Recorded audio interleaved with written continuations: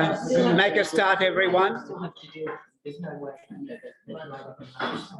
Good evening, good afternoon, wherever you may be. Thank you for coming. And I hope this session today will be at least as interesting as some of the preceding ones. I should say that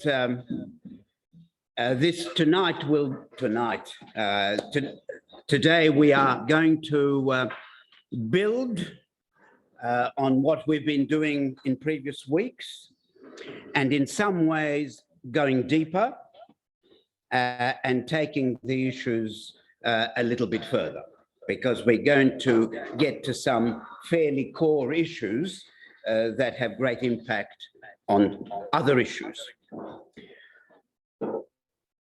And we are building up, if you like, to the last 2 weeks.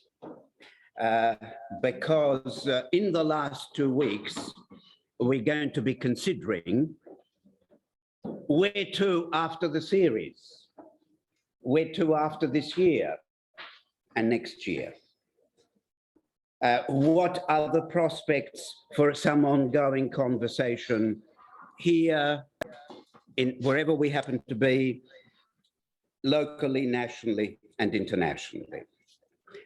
So there are some rather important challenges which we will be engaging with, addressing, leading up from today, but especially next week and the week after.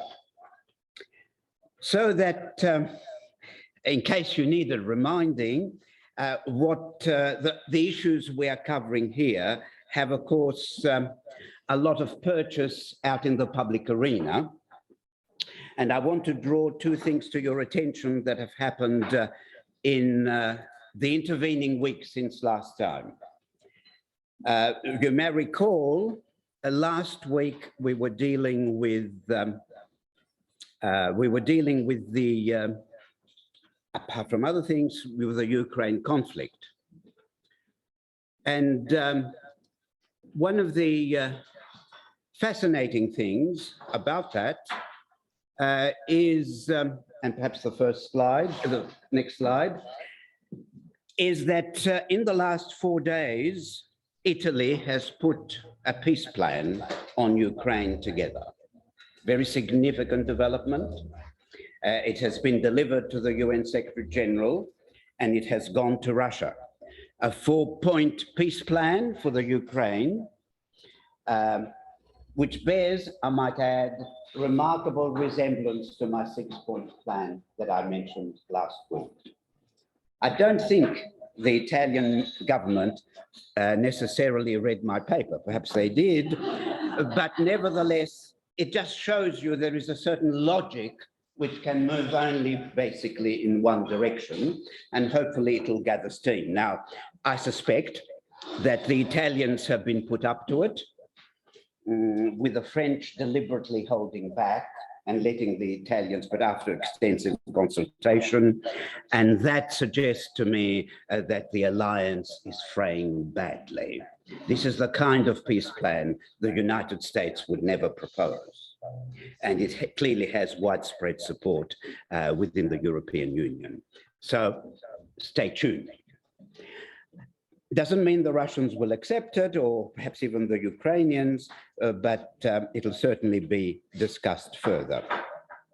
And the other thing, of course, is the election we've just had. And as we looked at the election result and the coverage as shown on our various channels, television and so on, a lot of very shallow coverage, but a few interesting pieces. One of them was Stan Grant's analysis. And we can go to the next slide, which I recommend. I think it came out online on the ABC the day after the election, I think Sunday. I don't necessarily always agree with what he has to say, but I think it's a very interesting article. And he says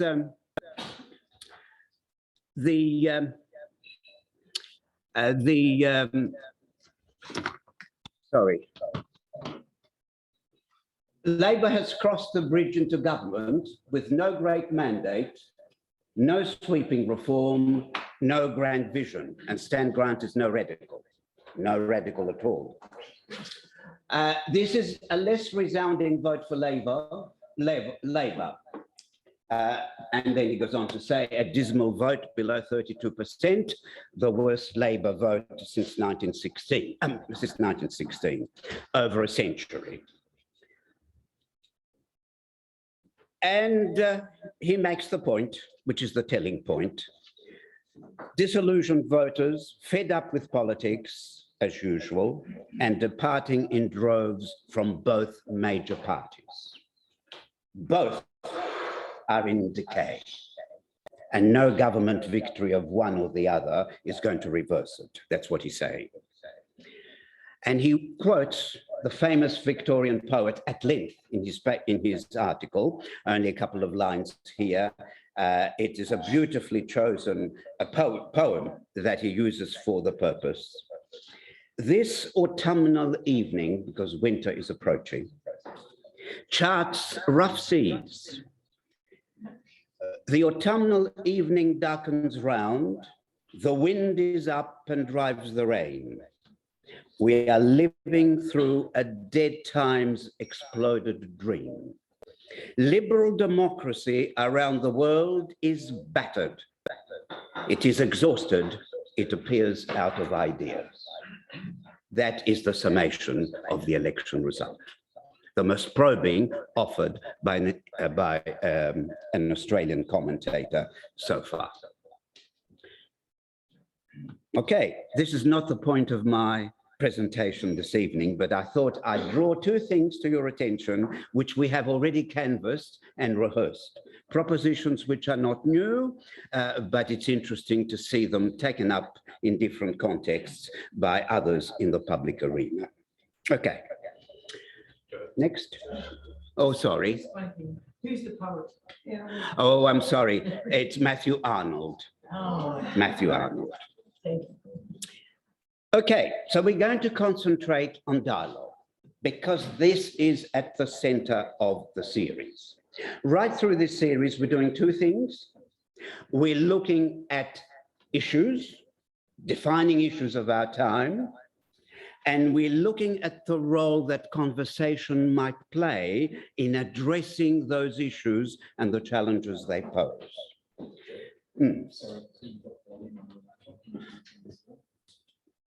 Give me a second.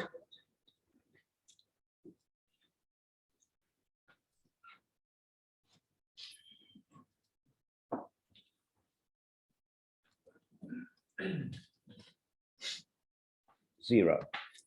Thank you. Okay, so as I was saying, conversation is critical to this exercise. But it's not any kind of conversation. At the heart of conversation, there has to be dialogue. And dialogue is one of the most misunderstood ideas in the world. When I say misunderstood, because everybody uses it. But the more people use it, the less depth in understanding there is. That's the reality. But it can't reflect us. No? We can't possibly not understand about dialogue. Not having attended this series, it would be a grave transgression. So this is what I'm trying to do. But please remember, for every line you will see on the slides, on one of the slides or the various slides, people have written books. Haven't got time to go through it all.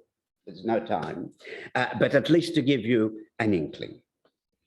What it is, what its purpose is, and what it can achieve. Yes, thank you. Thanks, Ben. So let's situate dialogue in relation to other ways of communicating. There is communication which is manipulation, manipulative communication, and we're surrounded by it. I think we know it. When most politicians communicate with us, most of the time, they are manipulated. Their interest is to manipulate, and many others do the same. There are those who engage in monologue. Monologue does not mean I'm the only person in the room. It means I'm the only one that I consider worth listening to, myself. And everyone is facing that temptation. And I've seen it in this room and online. I've observed it. People who think they've got so much to say. It is so important. We wouldn't want to listen to the other side, would we? Hold back. We'll talk more about that. Then there is debate.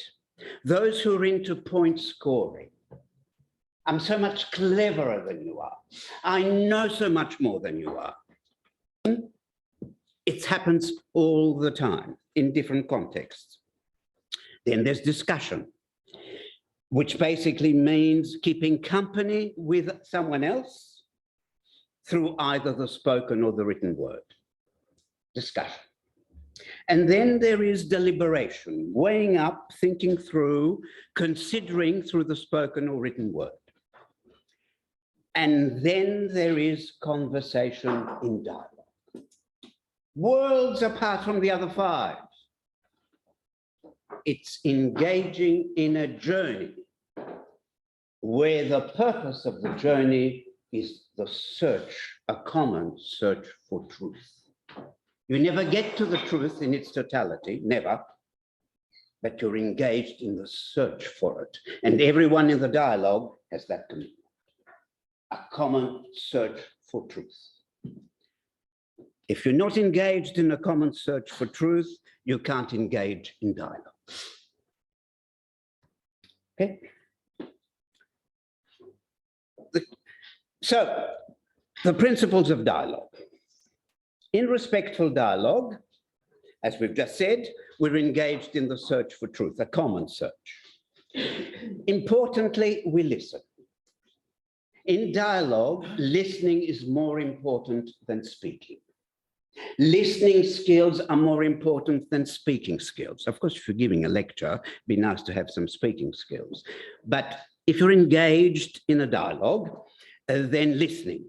Doesn't mean you don't speak, because if nobody spoke, no one could listen. The speaking is to make the listening possible, is to be tuned in to the listening. The point of dialogue is that it is a journey of discovery, in which what we're trying to discover is not just about the other, but about oneself. In dialogue, we learn a lot more about who we are and what we are. Warts and all. Warts and all. Lots of warts. All of us. They're on the table. Dialogue. We value what we hold in common, and just as much we value the differences. Vive la différence. We value the differences. We share memories of the past, and your memory and my memory may differ, and that becomes a subject for dialogue. We acknowledge, this is terribly important, the other as human. In particular, the concerns of the other, the anxieties of the other. I want to dwell on these anxieties. If you have a dialogical conversation ongoing, and after a little while you haven't got a clue how others are anxious about life, it's not working. We're all anxious human beings. Personally, in relation to our work, our health, the health of others around us, relationships, the community's future, the world's future, something or other, we're all anxious about. and most of us more than one thing. Conversation brings that out. It is sensitive to the anxieties of the other. Sensitive to the anxieties of the other. And of course, we work together with a common good in mind, not for the individual self-interest, for the common good in mind. Okay? That's the philosophy, if you like. Now, the process. We keep close attention on our positions, the positions of others, especially those that hold positions different from our own. We look closely at our own motives. Why did I say what I just said? Why? Why did I say it? Our biases. Do we acknowledge that we have biases? Are we prepared? This is the process. Do we enter the dialogue? We need to, prepared to change our position. I'm prepared to get out of the conversation with a different view than the one I came into it. I'm prepared for that as a possibility. Seriously prepared. In the light of what others think, the arguments they advance, the evidence they bring to the table. I'm open to being wrong. I'm open to being wrong. Or at least not quite right, if not fully wrong. Right? Thanks, Ben. So, in dialogue, we look for a format. The purpose of dialogue is for, I'm trying to squeeze it in as quickly as I can, for meaning to flow. Not words to flow, but the meaning behind the words to flow. Meaning must flow freely in dialogue. And that means what has to flow freely? Certainly ideas, certainly knowledge, certainly experiences and feelings. It's not just intellectual, it's also emotional. Dialogue has an emotional dimension, not just an intellectual one, a mental one. We exchange information and ideas and experiences, etc. Ideally, face-to-face. Can't always happen face-to-face, but ideally where it can. And of course, there are other forms that can assist. Digitally, through art, through music, through body language, through sport. These are useful complements to what face-to-face communication or its nearest substitute digitally can provide. We are prepared to clarify what we are saying when requested. And the aim is outcomes that meet the needs, outcomes that meet the needs, the opportunities of the moment. Okay? Now, differences exist. They are to be valued. They are to be treasured. Differences exist. They have to do with they're a result of any number of things. Temperament, psychology, history. They may be linked to identity of one kind or another. It could be gender related, age, race, culture, etc. Any number of things which can lead to different perspectives, different views, different ways of making sense of things, different set of experiences. And this is very difficult, very difficult. And I see it in practice all the time. As some of you will know, we've set up a number of conversation groups. And some are going all right. But some just have not risen to the challenge. I have to admit it. We have to share it. It's either the way I want the group to run or I go home.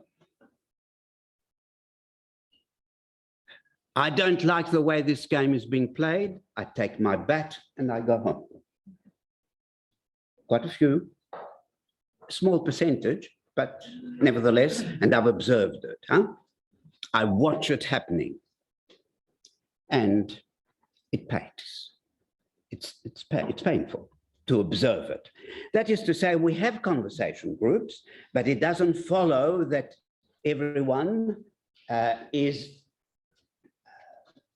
at home comfortable with the philosophy or the method of dialogue. Just terribly important. I can't stress it enough. Right? Thanks, Ben. So, yes, there are differences. There are disagreements. And rightly, you know, let's have the conversation this way. No, we should have the conversation that way. Let's choose that topic. No, let's choose another one. Let's prepare it this way. No, let's prepare the conversation that way. Fine. But the differences are there to be managed, not to end the dialogue. That's what differences are there for, to be managed, not to end the dialogue. Conflicting views can be brought to the surface.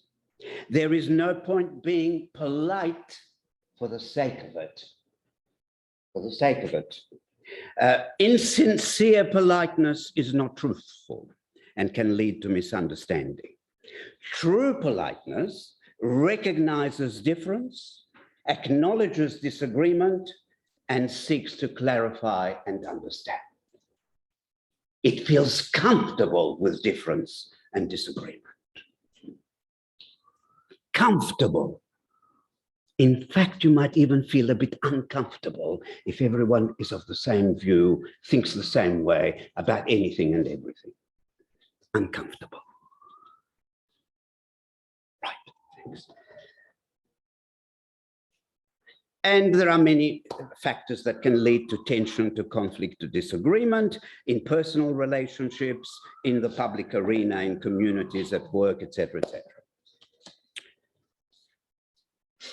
Differences in background, differences in social status, biases in relation to gender or sexual orientation, poor communication, lack of imagination. But the point is not to be defeated by these disagreements, but to try and deal with them as constructively as one can. Next. Now, you're going to have these, and you'll be able to absorb them, hopefully a little leisurely when you get hold of them, which will be in the next day or two. I'm rushing a bit because time is very tight. So if managed well, conflict, disagreement can be creative. It can lead to personal development. It can lead to social progress. But if poorly managed, it can have very destructive effects. It can create deep stress and anxiety in the person.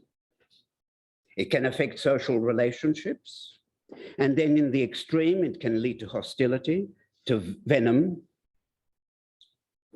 to manipulation, and the extreme cases we know all too well, to the use of violence, physical force, or whether it be in domestic violence or the battlefield. That is poorly managed conflict. In organizations, progressive organizations, there are conflicting temperaments, conflicting experiences, conflicting egos. We know it only too well, don't we? Groups that we belong to, they are to be managed constructively. If you can't, social change, not possible. Not possible. Not possible. Because if you can't handle the conflict in a relatively small group or small setting, how are you going to handle it on the international arena? Impossible. Impossible. You can't handle properly, manage properly conflict in your various everyday circumstances, conversation groups, organizations to which you belong, work or wherever, and you expect Russia and the United States to handle it. Can't be done. Can't be done. Right, next, nearly there.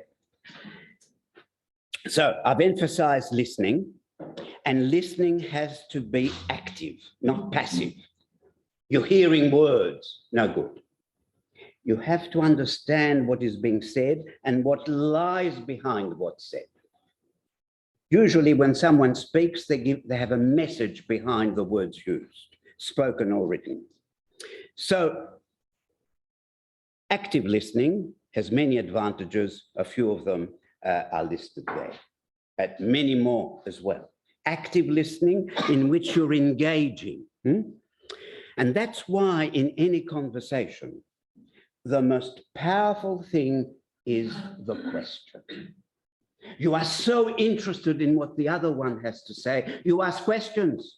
You don't engage in a monologue. Let me tell you all that I know, all that I have experienced. It is so fascinating, so important, so critical. You have to listen to it.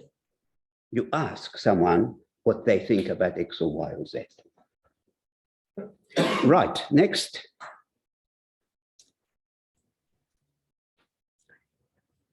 All right, well, these are just a few hints. One can write a book about each of them. You have to focus. You have to focus, you have to concentrate in listening. You're not thinking, what's the next thing I'm going to say? What's the very smart comment I'm going to make? What's the profound thesis I'm going to advance? You don't do that. You're listening. You're listening intently. You are saying, what lies deep down in the person I am addressing, the thou? It doesn't come naturally to most of us. We have to work on it. So you need to reflect to reflect. You have to look at body language. Body language. Is someone utterly bored with your speaking? Cut. Can you see it on the face? Stop. Is someone beginning to frown? What does it mean? Stop. Have I said something to offend you? Is something not right in what I'm saying? Ask a question. You try and elicit more when you're asking the person to come out more clearly and honestly and truthfully, and you're perfectly comfortable with it. And if you don't like what you're listening, you engage in a little bit of self-control. And eventually you have something to offer, respond. Okay, nearly there. Okay, I'm not going to say a lot more.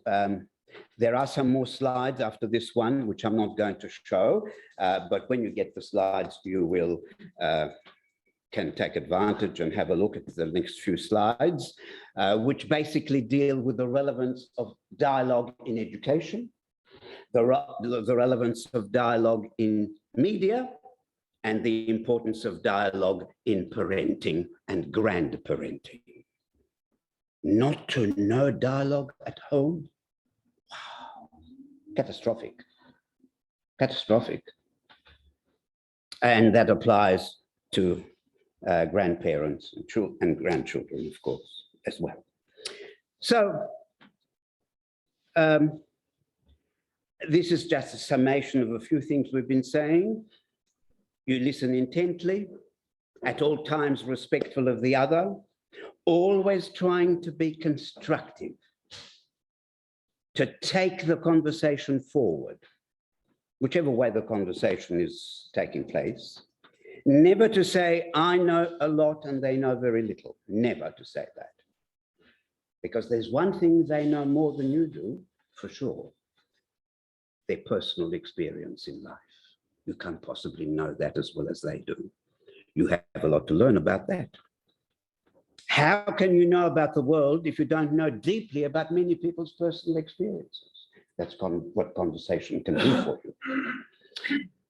You have to check out the facts carefully. Don't assume that you already know that. And you always want to go deeper and deeper inside the issue or issues, whatever the subject of conversation. Okay.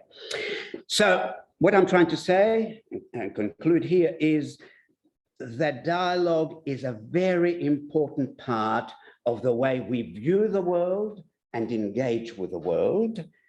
And the way we view the world and engage with the world comes first and foremost with those that are in our respective networks. Broadly defined, as we did right at the beginning. That's the point of having a clear sense of who my human network is. And to know how to engage in effective dialogue with all the members that make up my human network. Okay, 5 minutes or so for questions, perhaps a few more, please. And if there are any questions online, if, where's, Lee, you'll tell us, huh? Any questions or queries or things that you're not sure about, please. We'll take one or two from here first, because it's always easier physically for those who are present. Yes. You didn't mention the word mutual. Yes. In all of that, and you did say agreed format, but is it always possible to have a true dialogue with a person who's not interested in a true dialogue? Well, I would set the standard pretty high. If you said to me, I'm in a group of 6, and 5 of those 6 have an intense commitment to concentration camps, I'd understand it. You might say this group is not for me. I'll let you off.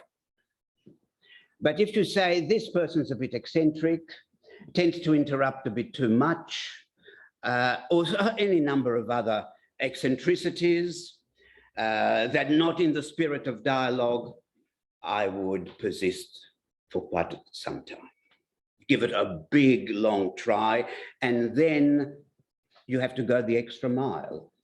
Okay, you have a group, I don't know, I'm making this up. You meet every 2 or 3 weeks, a group, I don't know, or you, from time to time, you have some communication, and you find a particular relationship troublesome.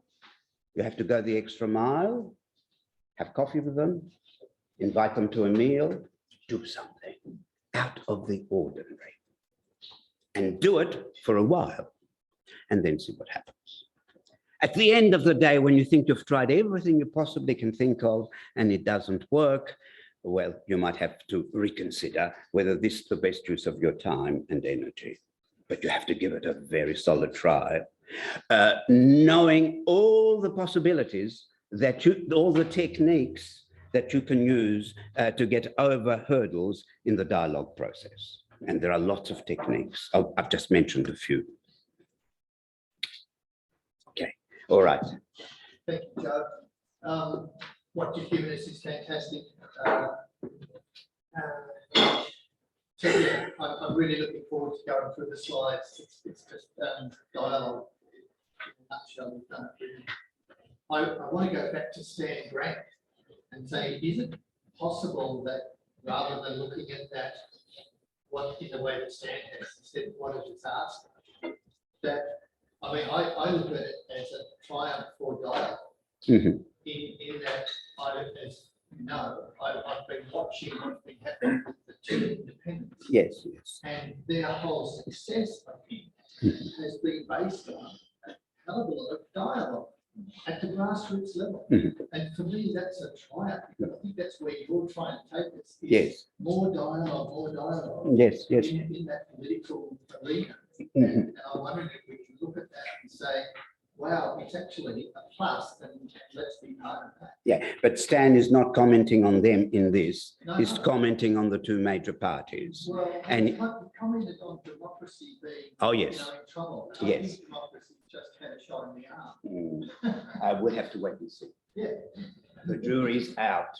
Thank you. I doubt very much that it will recover. It will not recover, not in its present form. Okay, the parliament is a corrupt institution at the core, at the core. And these poor independents, I have regard for them, they have to operate within a structure that won't let them flourish and blossom. They might think they can, but they'll soon find out they can't. Can they change it? No. Well, yes, but only if they're part of a global mass, of a large mass movement, not just as individuals. Maybe. And maybe they can be part of a process, but then they have to come out clean and say there are certain institutions that are sick at the core. It's no use just saying policies.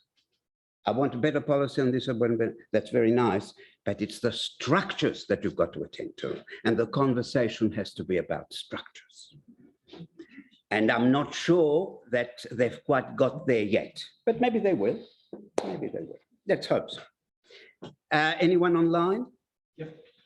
Who? Charlene Land has asked one question and then rephrased it, but I'll ask both. Is dialogue the best type of conversation to have in every situation? Are there ever exceptions to the rule? Playing the devil's advocate, I agree, dialogue is super important.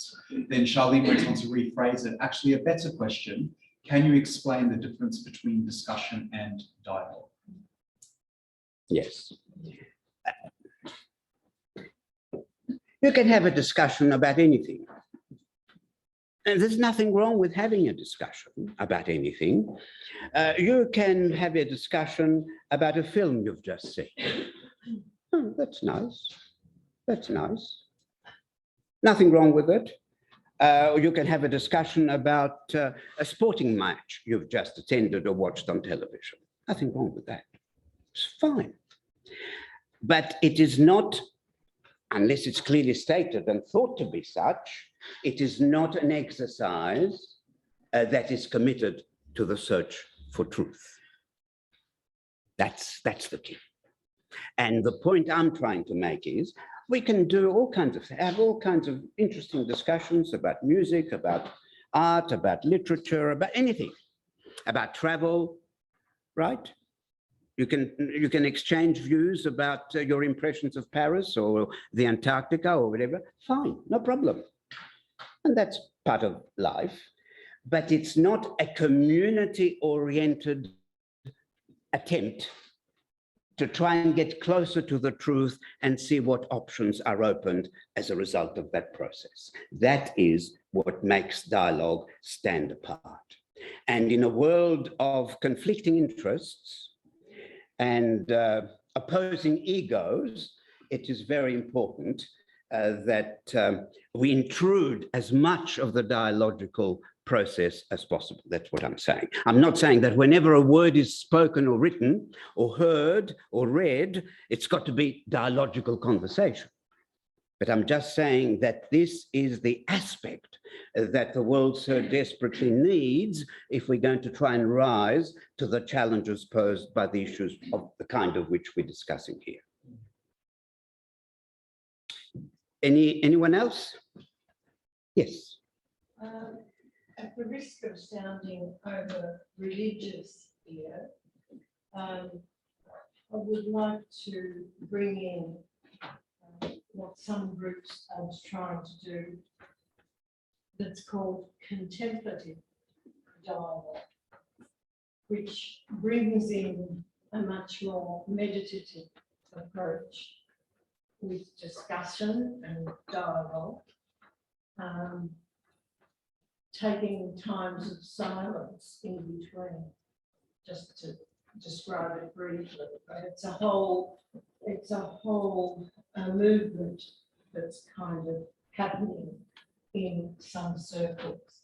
And when I've experienced it, I've often thought, if only our politicians were willing to do this, let alone our church people.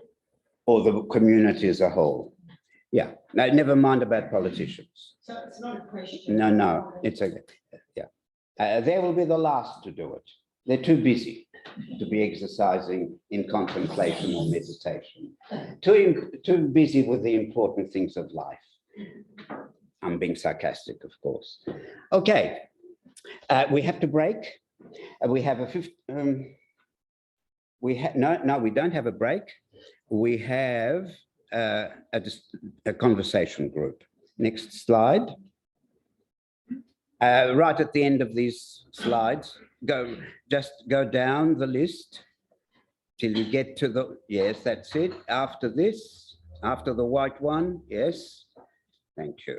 Conversation in small groups. Oopsie, what's happened? Oh, that's it. All right, we're thinking now of conversations we have.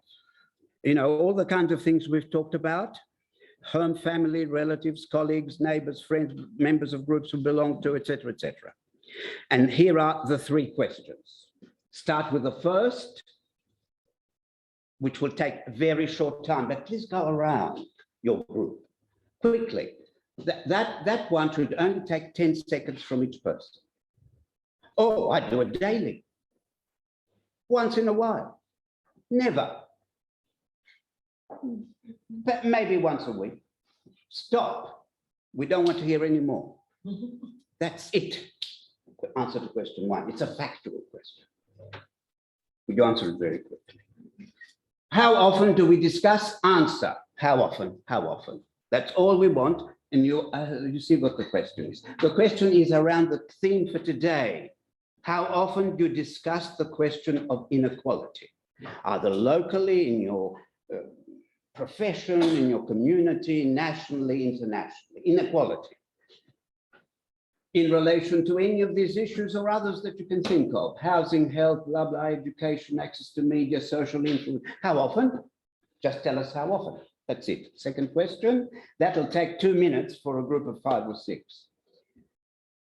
How difficult is it to get conversations going on these issues? You might answer very simply, I've never tried, so I don't know. Okay, good. Or when I've tried, this is what I have found. And then the question is, how easy or difficult is it to get conversations going on issues of inequality, the exploitation of some by others? How difficult? If difficult, what is the difficulty that you've encountered? I've never thought about it. Fine, stop. I've never thought about it. Not why you've never thought about it. I've just never thought about it. I've got nothing to say. Stop. Next person. Discipline. And if you have found the difficulty, have you found any way of overcoming these difficulties? That's the most interesting question we'd want to hear. Have you found a way of getting conversations going where trying to raise these issues is difficult? And they don't have to be a long way away. You may be discussing housing affordability. Lively issue now. And you go just beyond the personal experience of the person you're talking to. You're just trying to broaden it a little bit. Difficult? Pushback? I'm not interested in what's happening in the whole of Victoria or Melbourne or Australia. I'm just interested in what's happening to me. Have you got any way of overcoming that? Share it. Go. Hello.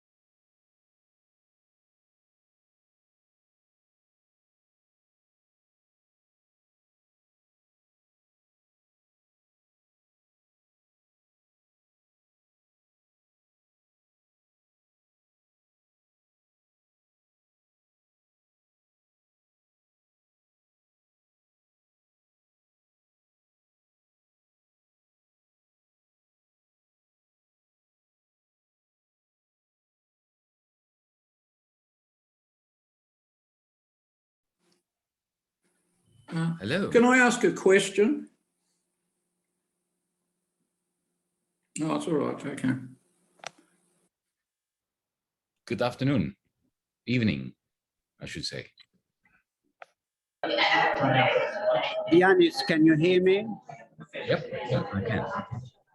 They're coming back from their break. We'll be All right. with you in 2 minutes, 2 or 3 minutes. Okay, that's fine.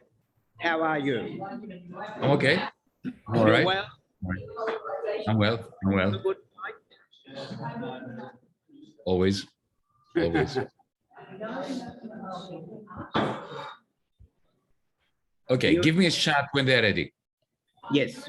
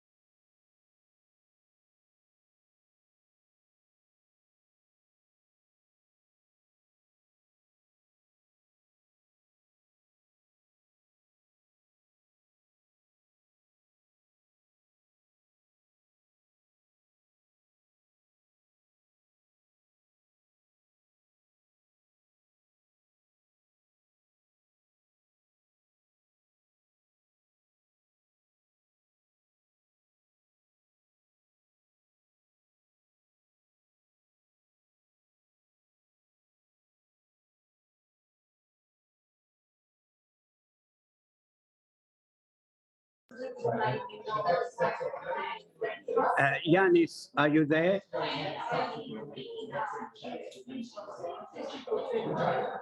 We're ready to start soon.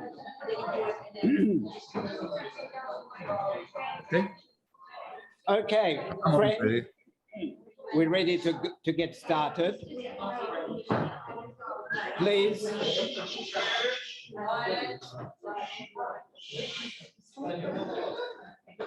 All right, thank you very much. Well, we are very, very privileged to have with us for this particular session Yanis Varoufakis, who has had an absolutely fascinating life.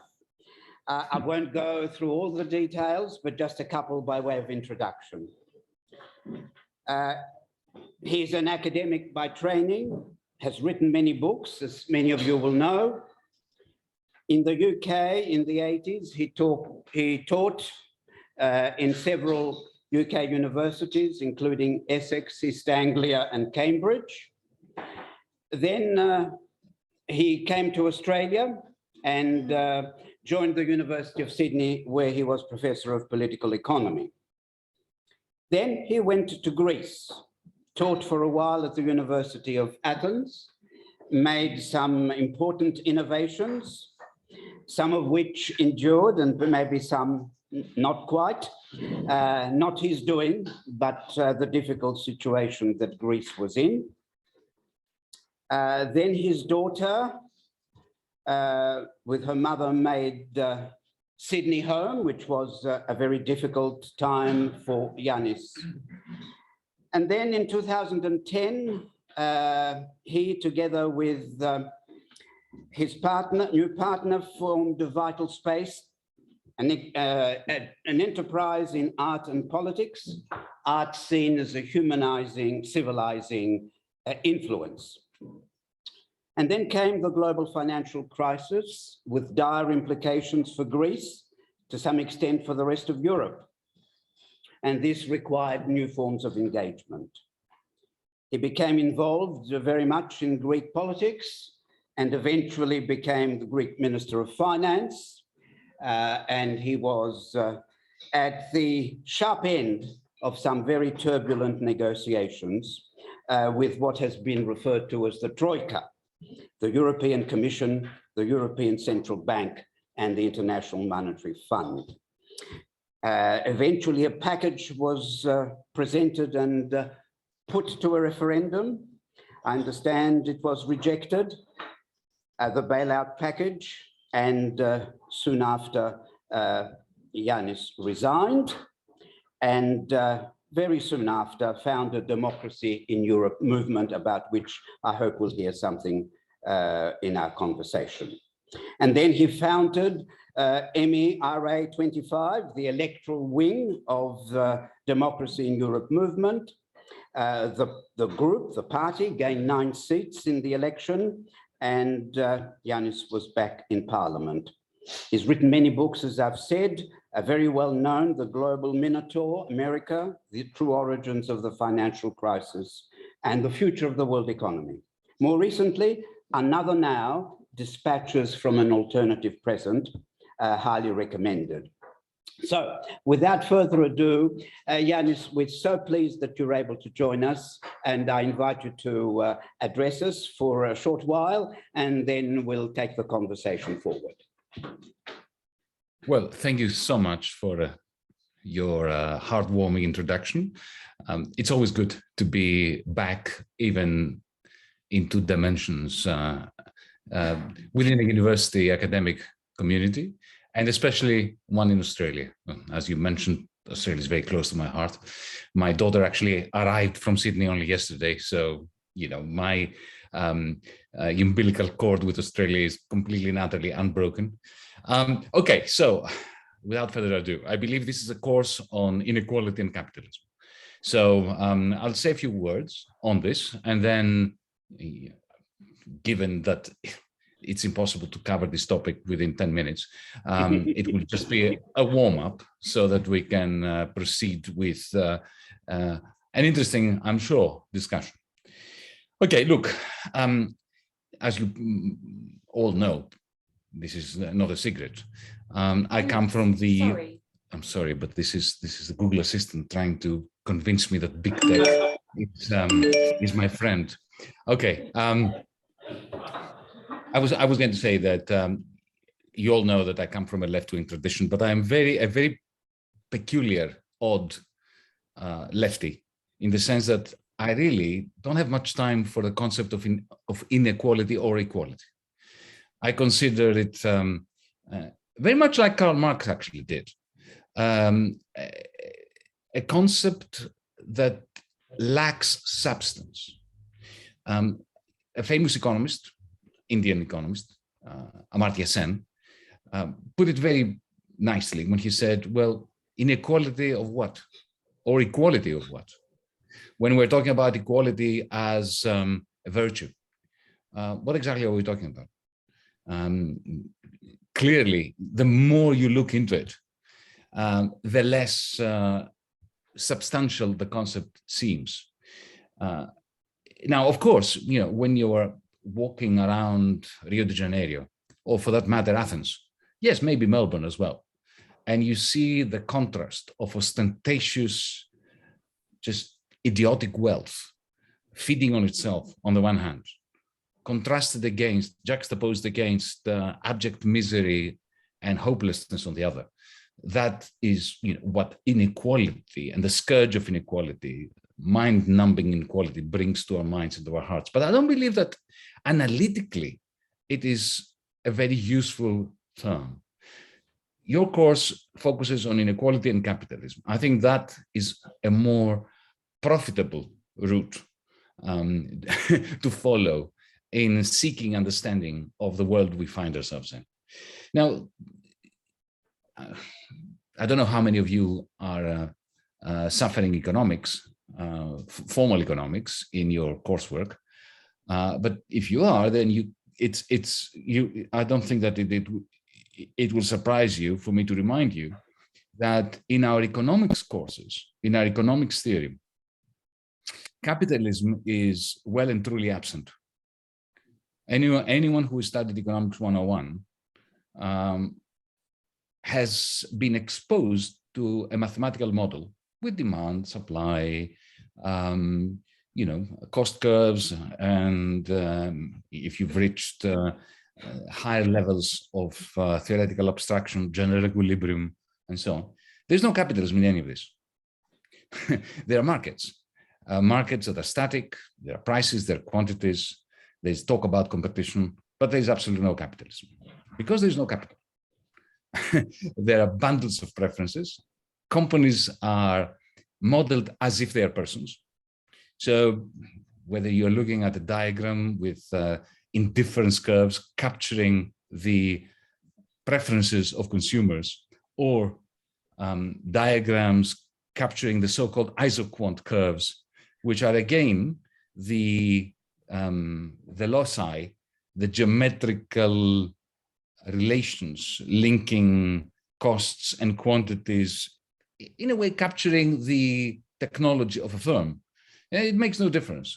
Persons and businesses are analytically identical.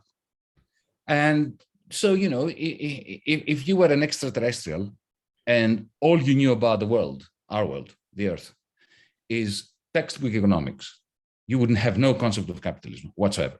You'd believe that that humans today live in a world where everybody has given preferences, they act upon them, subject to constraints. If they're sellers, companies, they try to maximize some well-defined objective function, subject to constraints. If they're consumers, the same thing. What is missing from these models is capital, money, and debt. Now, if you take capital, money, and debt out of the equation, we don't have capitalism. And you certainly end up with a system that can never produce mind-numbing levels of inequality. So here is a rather forward and pointed comment with which to stimulate some discussion. We wouldn't be having this discussion today if capitalism resembled the system which economics, formal economics, traditional economics, neoclassical economics is studying and modeling.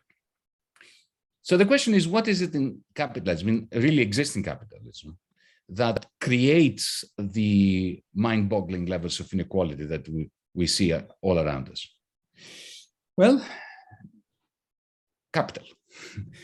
Capital is a very slippery concept. On the one hand, it is machinery, produced means of production. So a hammer that has been produced in order to help us produce other things, or a steam engine, or a computer, which is used in the process of some production process. This is a capital good, a produced means of production. That's what capital is. But it's more than that. Capital is also a social relationship. It bestows upon its owner power, social power, over those who don't have it. So the good itself, the machine itself, is just a machine. They existed. Capital goods existed before capitalism. The ancient Greeks, the ancient Sumerians, Even the Aborigines had capital goods, fishing rods are capital goods, produced means of production, but there was no capitalism. So to understand why we have the situation where, let's say, during the pandemic, central banks minted something in the vicinity of 12 trillion American dollars, of which 7 ended up in the pockets or in the wealth accounts of 11 people around the world. Okay, and if you want to talk about inequality, fathom that. If you want to understand that, you've got to understand how ownership of capital goods under a system called capitalism is allowing or permitting or empowering particular owners of these capital goods to effectively clean up, to acquire a percentage of produced wealth and income that can never be explained in terms of productivity, effort, parsimony, individual virtue, the Protestant ethic, or any of that methodological wrapping paper with which modern enterprise capitalist culture comes. One last thing before we open this up, because as I said, the whole point of my introduction is to stimulate discussion. Over the last 3 years, I have found myself in deepening levels of existentialist angst and loneliness, because it was bad enough that I was a left-winger, but over the last 3 years, I'm a very peculiar kind of left-winger who believes that capitalism is already upending itself. I developed this strong conviction, which is actually growing, and now I'm writing a book about this, that what 1991 was to communism and socialism, which was a major catastrophe, the end. 2008, the GFC, as you call it in Australia, the great financial crisis, was to capitalism. And what we are now experiencing is something completely different, that already, yes, wherever we look at, we see capital. But a kind of capital, which I've found a new term for, I call it cloud capital, I can explain to you why, a kind of capital which is not consistent with capitalism. It is more consistent with a digital form of feudalism, which I call techno-feudalism, which is relevant to our discussion, if my hypothesis holds water, because it explodes the levels of inequality. Just a few, if you want, a glimpse of what that capital is. Capital goods used to be, as I said, engines and a robotic machinery helping in the production of cars, in the production of, whatever, optic fiber, of all sorts of goodies. But today we have a new form of capital, which lives supposedly in the cloud. That's why I call it cloud capital, and comprises algorithms, very advanced algorithms that can adapt themselves, and they can monitor their own performance and can adapt themselves to their own performance automatically, combined with physically existing capital goods like optic fibers, like servers that are spanning the width and breadth of the earth. And this new form of cloud capital has a direct capacity for the first time in human history of making us work for it and make us reproduce it. Up until very recently, the only way capital could accumulate, spawning inequality, was through the labor market. So workers were employed, they produced gadgets, goodies, those were sold, part of the profits were used in order to invest in new capital goods, in a new capital stock, in new machines. So capital accumulation was reliant exclusively on labor markets. Well, Amazon.com doesn't work that way. Most of the value that Amazon has, and not just Amazon, but Tesla as well, to the extent that besides the car, there is a software that is more valuable than the car itself. This all singing, all dancing form of cloud capital has a capacity to make us work for it in the form of training it, to train us, to train it, to train us, to train it, to command our behavior in ways which are subconscious. And also to make us post, chat, produce content so that this cloud capital can become something beyond the market. Because when you move into Amazon.com to buy stuff or to sell stuff, you've exited capitalism. You've entered something like a digital fiefdom owned by one man and operated by a single algorithm, which determines not only what you buy and sell, but also what you see. Feudal lords had less power. So this is why I call this techno-feudalism. In techno-feudal times, we must only expect inequality that was already mind-boggling before to reach the stratosphere of the human imagination in ways that are hugely destabilizing, both for our macroeconomies and for our concept of freedom, of the liberal individual, of what it means to live in a society. Enough said. Thank you very much, Yanis. Thank you. Thank you. Now, share with us your thoughts on these two questions which arise from what you've just been saying. You've spoken about this new emerging techno-feudalist capitalism. What is the role of the state in all of that? What is its relationship to it? Is it an appendage of this emerging new form of capitalism? Does it have any autonomy? What is the significance of what we've in the past called national government or national governance in this new era of capitalism? Well, and you've had direct experience of what the state is like. Yeah. Okay. Now, there is, we always had this concern about the extent to which the political sphere is in control of things. Because let's face it, with capitalism, you had the bifurcation. You had a single sphere of power splitting between the economic sphere and the political sphere. That was capitalism. Before capitalism, under feudalism, under slave-owning conditions and so on, you were rich if you had political power, and you had political power if you were rich. It was one and the same. That's why we didn't need economics before capitalism. Right? Political science, law, religion, theology was enough to understand the world before capitalism. So capitalism separates political power, the political sphere, from the economic sphere.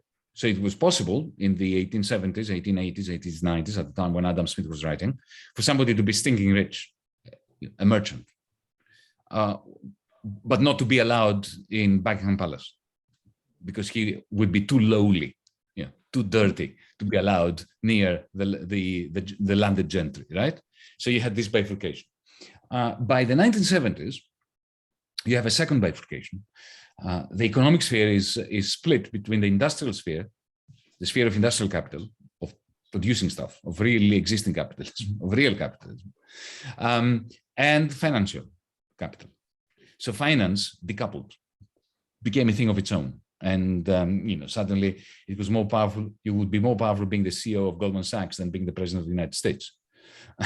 And that was an aside that for me, that was the beginning of the end of social democracy. The idea of the mixed economy, of the state that plays the role of referee between industrial capital, industrialists on the one hand, and trade unions on the other. So the autonomy of the state that you asked about starts shrinking at the end of Bretton Woods in the 1970s, with a decoupling of finance from economics, of the financial sphere from the economic sphere. And we can see that. We can see that political power steadily wanes, withers, and with it, the quality of the political personnel goes downhill. Compare the politicians of the 60s to the politicians of the 90s, everywhere in the world. Then there is a huge crisis in 2008.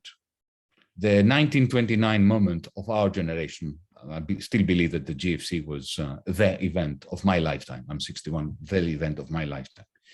And that's when the state is reinvigorated. The state was reinvigorated twice in my lifetime, after 2008 and during the pandemic.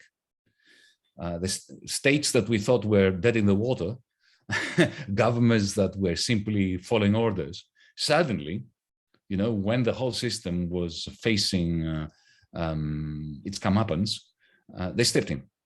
In 2009, April 2009, there was an important meeting in London under the chairmanship of Gordon Brown, the then Prime Minister of the UK. The G7, G10, G20, they all gathered in London in April 2009, and the printing presses of the central banks, together with governments, were coordinated in remarkable internationalist manner to refloat finance, which they did very successfully. Within months, finance was refloated at the expense of austerity for almost everybody. And that created a new era from 2009 to 2020, the beginning of the pandemic. An era during which the state stepped in to replace the role of financial capital, of profits, of banks, with central bank money printing. It was given the official term of quantitative easing, but that's simply a term. In reality, central bank state money replaced the burned down pyramids of private money minted by Wall Street, the City of London, Frankfurt, and so on. And then, while this was going on, the pandemic hits. The response was more of the same, but it was much, much, much more of the same. So they used exactly the same recipe from that, compared to that was used in April 2009, money printing, on behalf of financiers, on behalf of the financial sector more generally. Yeah. And some of that was dispersed in the form of furlough wages and benefits and so on to keep capitalism going once demand was choked by the lockdown. But what that did is, in a sense, to answer your question. At the time when capital was migrating to the cloud, becoming what I call cloud capital, for reasons that had nothing to do with the crisis, for reasons that had to do with technological innovation, and just because Google and Netflix and all these people could do it. At that time, the state was stepping in to replace with its minted digital money, because that's what it is, mostly digital money, minted by central banks, to replace the role profits played under capitalism. So, this, in a sense, strengthens I believe, I may be completely wrong, but I believe that it strengthens my argument that this is a form of feudalism, because I have to remind you that under feudalism, you had the fiefs, the feudal lords that own the whole estate, a bit like, Jeff Bezos owns the estate called Amazon.com, right? But at the same time, the successful feudal societies were the ones where the monarchy, think of the English crown, was fairly strong and had the capacity to provide the essentials in terms of stabilizing the rule of the feudal lords. So what made England a very successful feudal society, unlike France, which was always, one step away from fragmentation and occupation, was that there was a strong central government in England, feudal government, providing the feudal lords with what was necessary for them to maintain their power over their fiefs.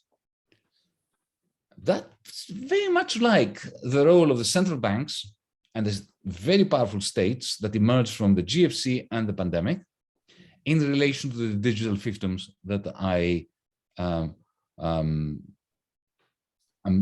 looking at as realms in which people actually do a very large part of their activities these days. Okay, you've painted the picture, which, by the way, I think is very compelling, but the question then is, what room, what options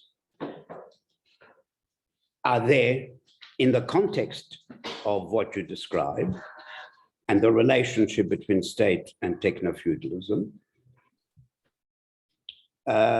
for democratic civic engagement? Where does that leave us on that front? We must never underestimate our capacity to effect change.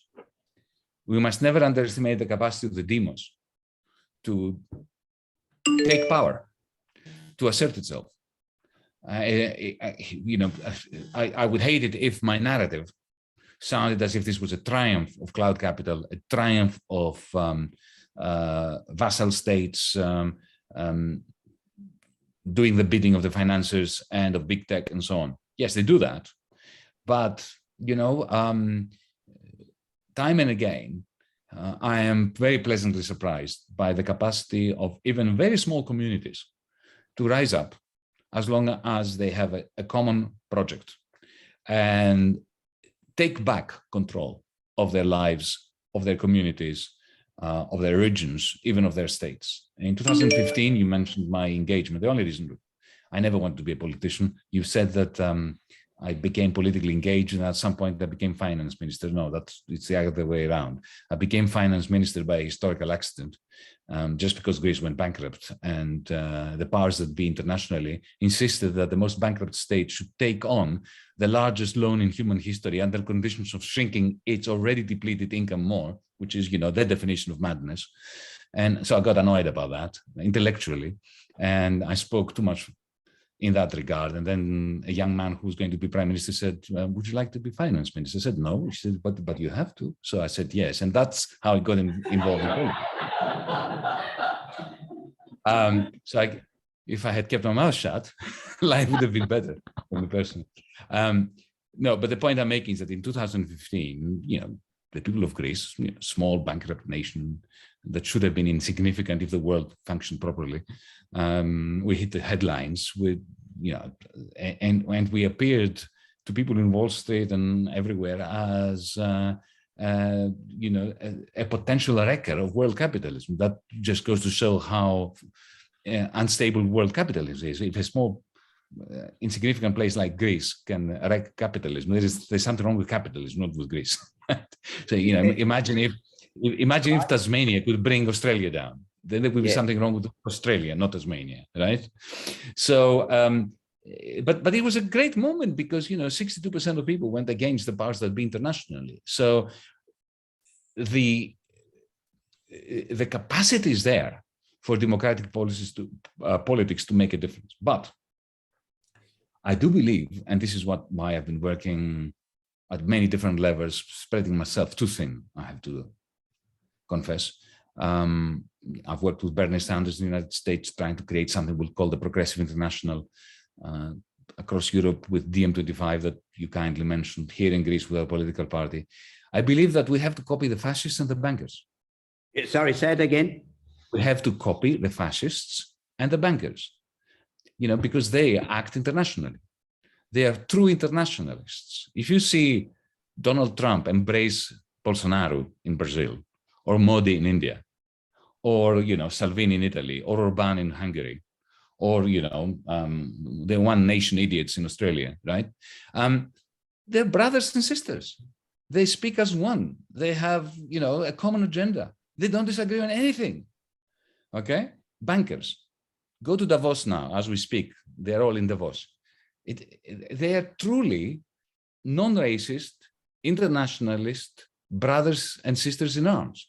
It doesn't matter whether they're Nigerian, English, Greek, American, Australian. The bankers are as one. They have one agenda.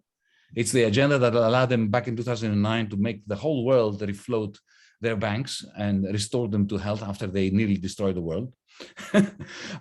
So they act internationally. It's about time that we move beyond insular nation-state politics. And as a dual citizen of Greece and Australia, I have every right to lambast the Greeks and the Australians for insular politics. You had an election right now. I'm damned if there was any mention of any of this, of the importance of Australians banding together with the Greeks, with the Americans, with the Brazilians, with the Indians, in order to bring about a degree of sanity when it comes not only to climate change, which of course requires global action, but also, dealing with inequality. You cannot deal with inequality in Australia when inequality is triumphing everywhere else in the world. You cannot deal with debt in Australia if private debt is skyrocketing in Britain.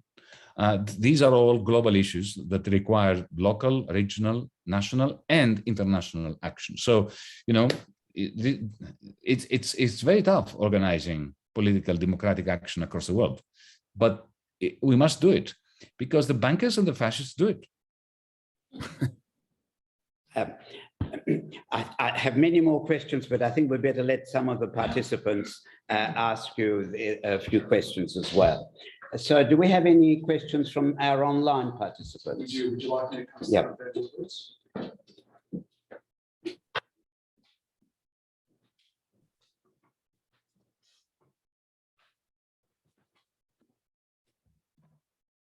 Yanis, thank you very much for your presentation. I have one question from our online participants. Kendrick, I can't read your full last name on the small screen, so I'll just refer to you as Kendrick.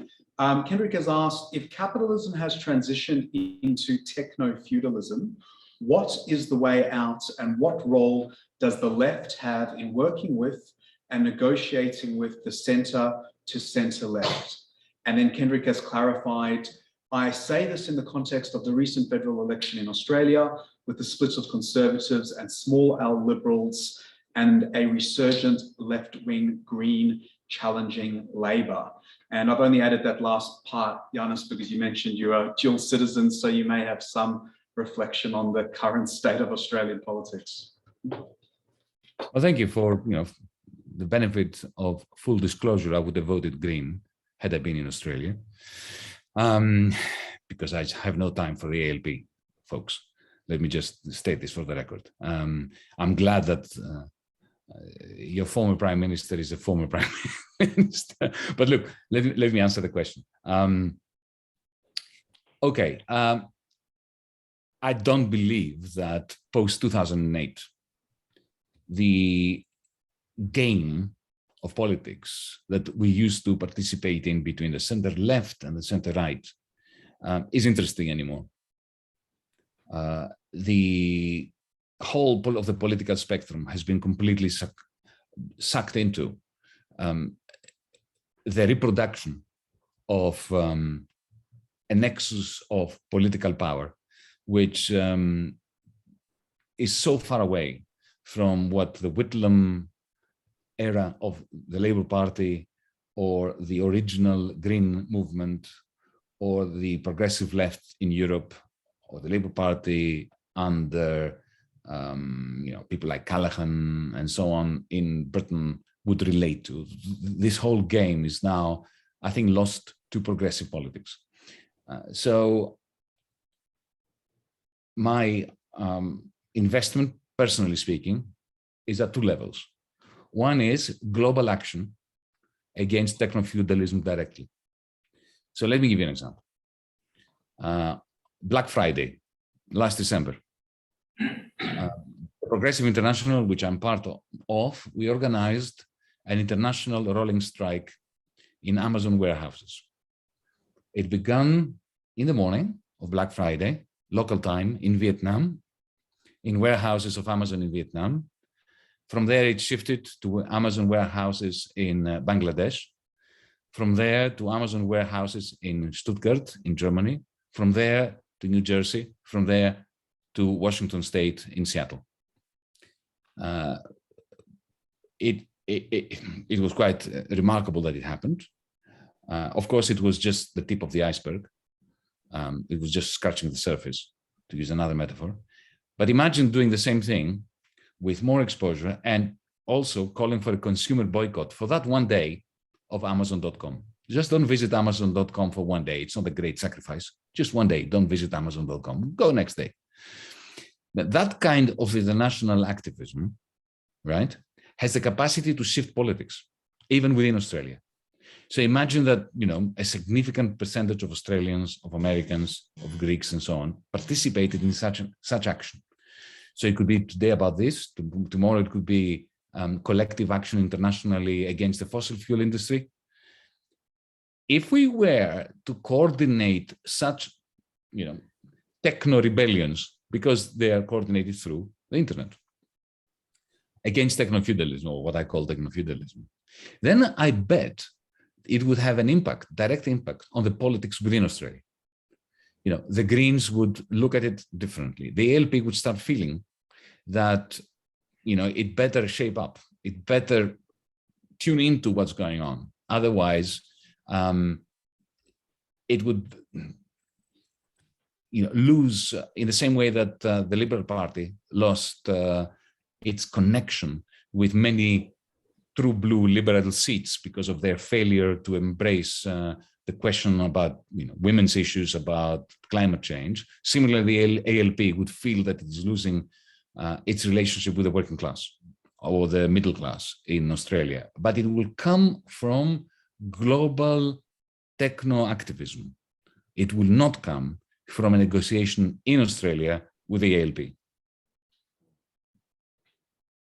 Is there another one? It's online at the moment. Okay. Anyone? Excuse me. Anyone here would like to ask a question? Don't be bashful. Yes. Short question. Yes, please. Come to the lectern. Yes. So I can see. Hello. Thank you, Professor. You mentioned the power of the demos. And I was wondering how you might reconcile this power with Thomas Piketty's socialist or participatory socialism, and what are the conditions that might best bring this about? Thank you. Well, look, our host, my host, very kindly referred to my last book, which was actually a novel, a science fiction, political science fiction novel, Another Now. In it, I tried to sketch a type of corporation, a type of doing business or running a corporation, a business that runs along the lines of participatory democracy. I've had some experience of that. I actually worked in a company near Seattle in Washington State, United States, where we, you know, a very successful company, a company with a huge revenue per head, per capita. So successful, not a miserable little cop growing apples, but a high-tech, very profitable corporation was run on participatory democratic principles. So, in other words, I've had a long engagement with that. We've had a very interesting experience, failed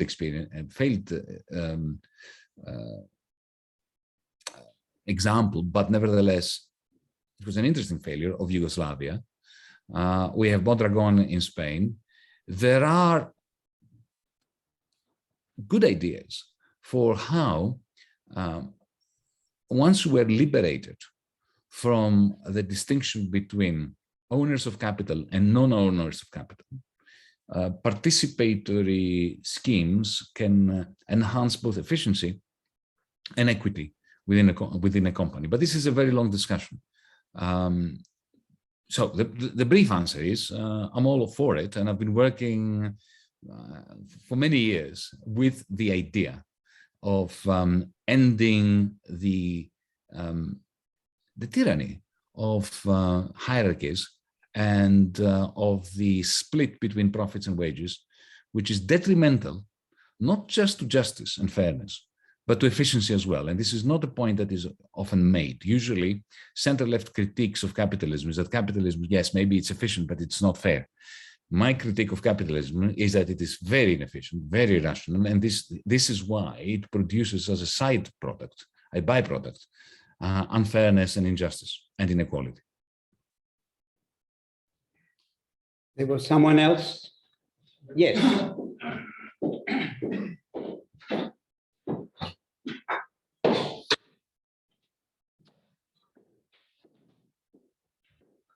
Hello. I want. We lost you. I lost that particular screen. There you are. No? Gone again. It says now recording video. No, you're back. Sorry, I wanted to continue down the Amazon example, if I can. Just looking at the Amazon business as a whole, their cloud infrastructure business now makes up 52% of its operating income. That's more than all of the exploited workers combined. So what do you think is the solution to solving the inequalities of cloud capital when it comes to machines or robots generating huge profits? You're right. You're right. And Amazon is a brilliant example of what I mean, what I call cloud capital. It's super profits, have very little have a very small amount to do with the exploitation of Amazon warehouse workers, even though that exploitation is pretty vicious. Most of it comes from what I call cloud capital. So you're completely right. Now, to give you a quick answer to the question, what would I do? I live constantly dreaming of a world in which shares are no longer tradable. Imagine if we applied in the sphere of finance that which applies in the sphere of politics. One person, one vote. Imagine that. Imagine that the moment you are hired by a company, a bit like, entering university, the moment you enter university, you get a library card or an ID card, a student ID card that allows you to take out books, to connect to the internet, to vote in student unions elections, to have a discount when you go to the refectory and so on, right? You can't buy it, you can't sell it, you cannot lease it, you cannot wager it, you cannot,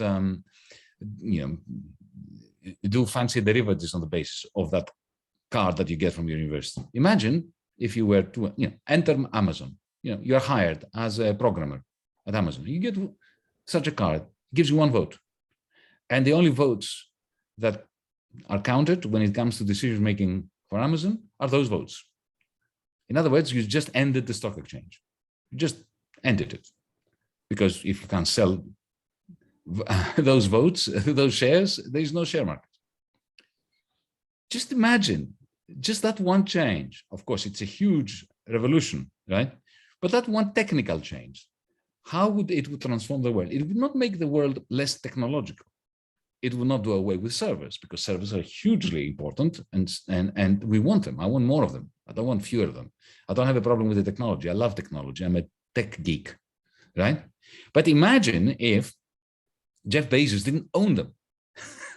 If he had one vote like everybody else, and if everybody thought that Jeff Bezos's ideas were better than anybody else's, yes, okay, then he would have more influence in the same way that orators and the people who speak well have more influence in a democracy. But he wouldn't be able to carry every vote simply because he owns, the majority of the votes. So then, once you do that, then this is what I tried to do in another now. It was a mental experiment for me. If you do away with the stock exchange and you have one worker, one share, one vote, how does that change, for instance, the fossil fuel industry? How does it change, our relationship with the environment? And I have this very hopeful and optimistic view that it would change it magnificently. That we would then be able to use the great technologies that are at our fingertips for good purpose, and not to use it to destroy the planet or to become essentially slaves to the machines. Have you been following what's been happening with crypto and like decentralized autonomous organizations, DAOs? Of course. Look, I have a very, very strange relationship with the crypto world, because back in 2008, when I read very carefully the original papers, the blog posts establishing the protocol for Bitcoin, I was fascinated, absolutely fascinated. But at the same time, I came out with my own blog post and said, this is unbelievable. Everybody read it. This is a piece of genius. But if anybody thinks that this can be the basis of money, you need your head examined. It can never be money, and it should never be money. So the crypto world loved me and hated me at the same time. More recently, they've been hating me a lot more than they loved me, because I've been saying that it's all a bubble, and if you need the money, never invest in the crypto world, in the same way that you would never go into a casino rationally to gamble with money that you need. But I in another now in that book that I keep flogging, because actually I believe I like that book. You'll see that in my blueprint of an alternative way of running the economy, blockchain plays a significant role, but not of the kind that's behind Bitcoin or Ethereum or any of these oligarchic private money fantasies. Thank you. Let's see, is there not a male that would like to ask a question? Anybody? Right. Enough of us. Yes, please.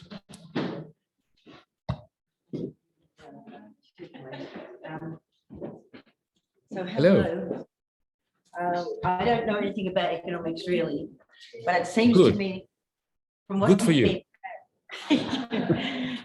seems to me that what you've been saying changes the concept of productivity and its relationship to growth, and it probably also means that increased productivity and increased growth and new mechanisms for distribution aren't going to solve inequality. Correct. You want response to the comment? Yes. Oh, sorry. Correct. I agree. Oh, you do? I agree entirely. I think that we need two things. First, a completely new set of property rights. What matters is not so much to take a little bit of money from the people who have it and give it to the ones who don't have it. I think that it's essential to shift property rights. I don't believe in the right of Jeff Bezos to own Amazon.com. I made myself extremely unpopular a few years back, 3 years ago, when I was invited to give a lecture at Google in California. And I walked in there and I congratulated them on the magnificent algorithms that they created. They are magnificent. And I said, but you know what? You've been so successful that you have created, for instance, with the Google search engine, you've created a human right. Today, if you stop people from using the Google search engine, it's like denying them a human right to find information. The problem of creating a human right, of inventing a human right, is that you no longer have the right to own it, to own its distribution. So you've been so successful, we have to take it away from you. You can imagine it didn't go down very well. But I seriously believe that it's a question of property rights. So that's one thing, one dimension. The second dimension has to do with collective decision-making regarding limits to physical growth.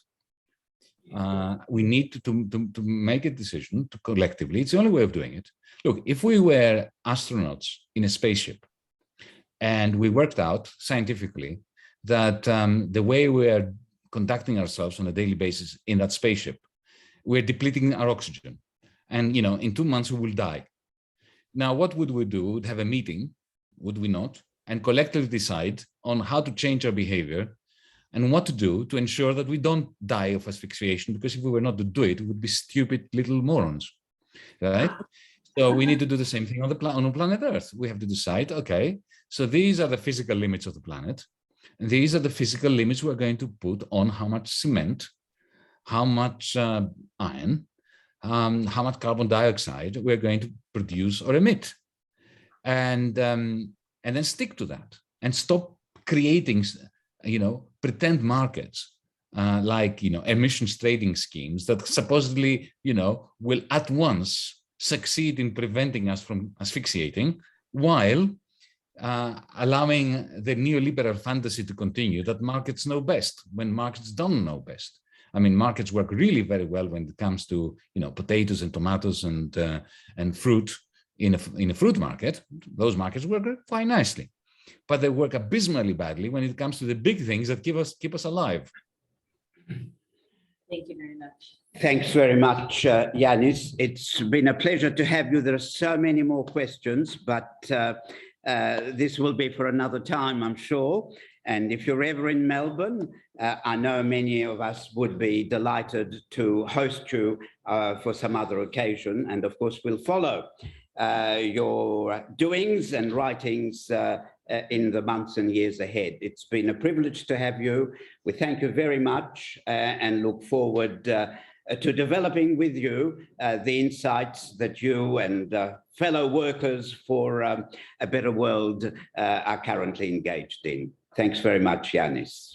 Well, thank you. Thank you so much. Thanks so much. And beware what you wish for, because my daughter will be studying in Melbourne next year. So I will be visiting you, whether you like it or not. Thank you, and all the very best. Same to you. Thank you. Okay. All the best. A little breather for 4 or 5 minutes, not much more. If you missed out on a break before, this is your chance. In about 4 minutes or so.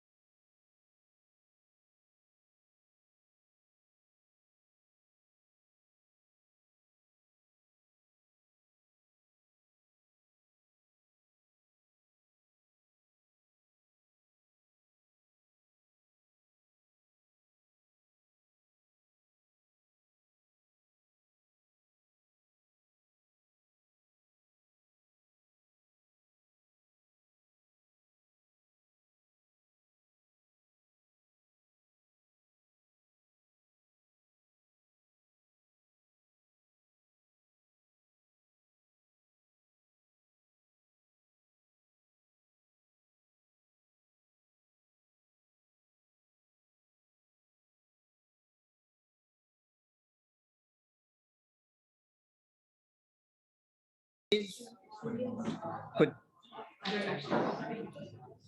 All right. Well, now I'm going to start with or without some people. I'm sorry, but time is going to run short. And after this, after my short, well, relatively short presentation, I'll be asking the questions for a change and you'll be providing the answers. And we're going to do it both online and in person. We'll see, there may be glitches along the way, online and in person. And it'll mean there's before questions, which will go up on the screen. We'll take them sequentially. And I want you, the moment you see the questions, to give us your answer fast and furious. One sentence answer, bang, bang. I'm going to say you, etc. Okay? Whatever comes to the top of your head, doesn't matter whether it's well thought out, whether it's ridiculous, it doesn't matter. Okay? But you will find that most of the questions make reasonable common sense and you would have at least a gut reaction to the questions. And you'll share them and you'll speak very loudly. There'll be no person who will be exempted. Everyone will answer at least one of the 4 questions. And then we'll see whether there is a body of a view, opinion, converging around one particular way, or whether there are very divergent views, and that'll be fascinating. Okay? That's coming. You provide the answers, I provide the questions. All right. And it'll be a plenary brainstorm. Everyone hears what everyone else is saying. All right. Now we're dealing with inequality. We've already dealt with it a little bit, courtesy of Yanis. Now, as you probably know, the gulf that has arisen between those who are ostentatiously wealthy and those who, to quote Yanis, live in abject poverty, has dramatically increased. Okay, we'll go into that in a minute. Now, the foremost student, researcher of inequality, of this kind of inequality today, is by far Thomas Piketty, the French economist, political economist, okay? There's nobody who can begin to match him. I haven't got my, no, my phone is, my volume is not on at all. So there's no one who can match him, not just because of his own personal, but the way, contribution, but because of the way he has brought an extraordinary research team that has presented us with the best available database currently in existence on the levels of national and global inequality historically. And the great book is Capital and Ideology by Thomas Piketty. And this is what the reviewer from the London Review of Books said about the book. It's over 1,000 pages. It's just filled with charts left, right, and center. But they're very, very informative and eye-opening. So I'm going to just look at one or two, just to give you the flavor of what is his principal conclusion. So the next slide.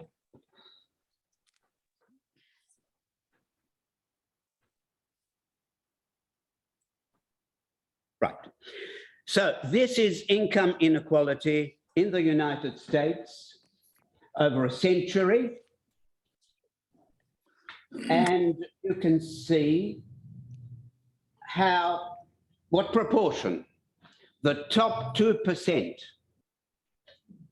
the top 10%, the 10 richest members of American society, the proportion of wealth they have accumulated, okay, or income, sorry, income they earn year in, year out. And you can see that just around the eve of the global financial crisis, it reached 50%, and it's now greater, though it shows here that's down, but that's 2010. And after courtesy of Mr. Trump, it went higher, and there's very little that Biden is likely to do about that. So it'll get probably above 50, may even get to 55%. All right, next slide.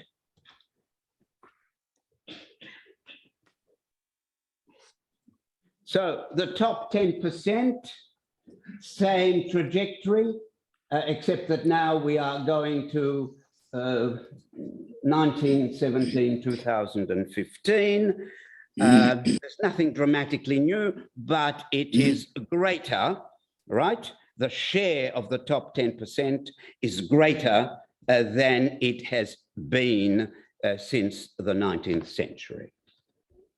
It's probably back to feudal times.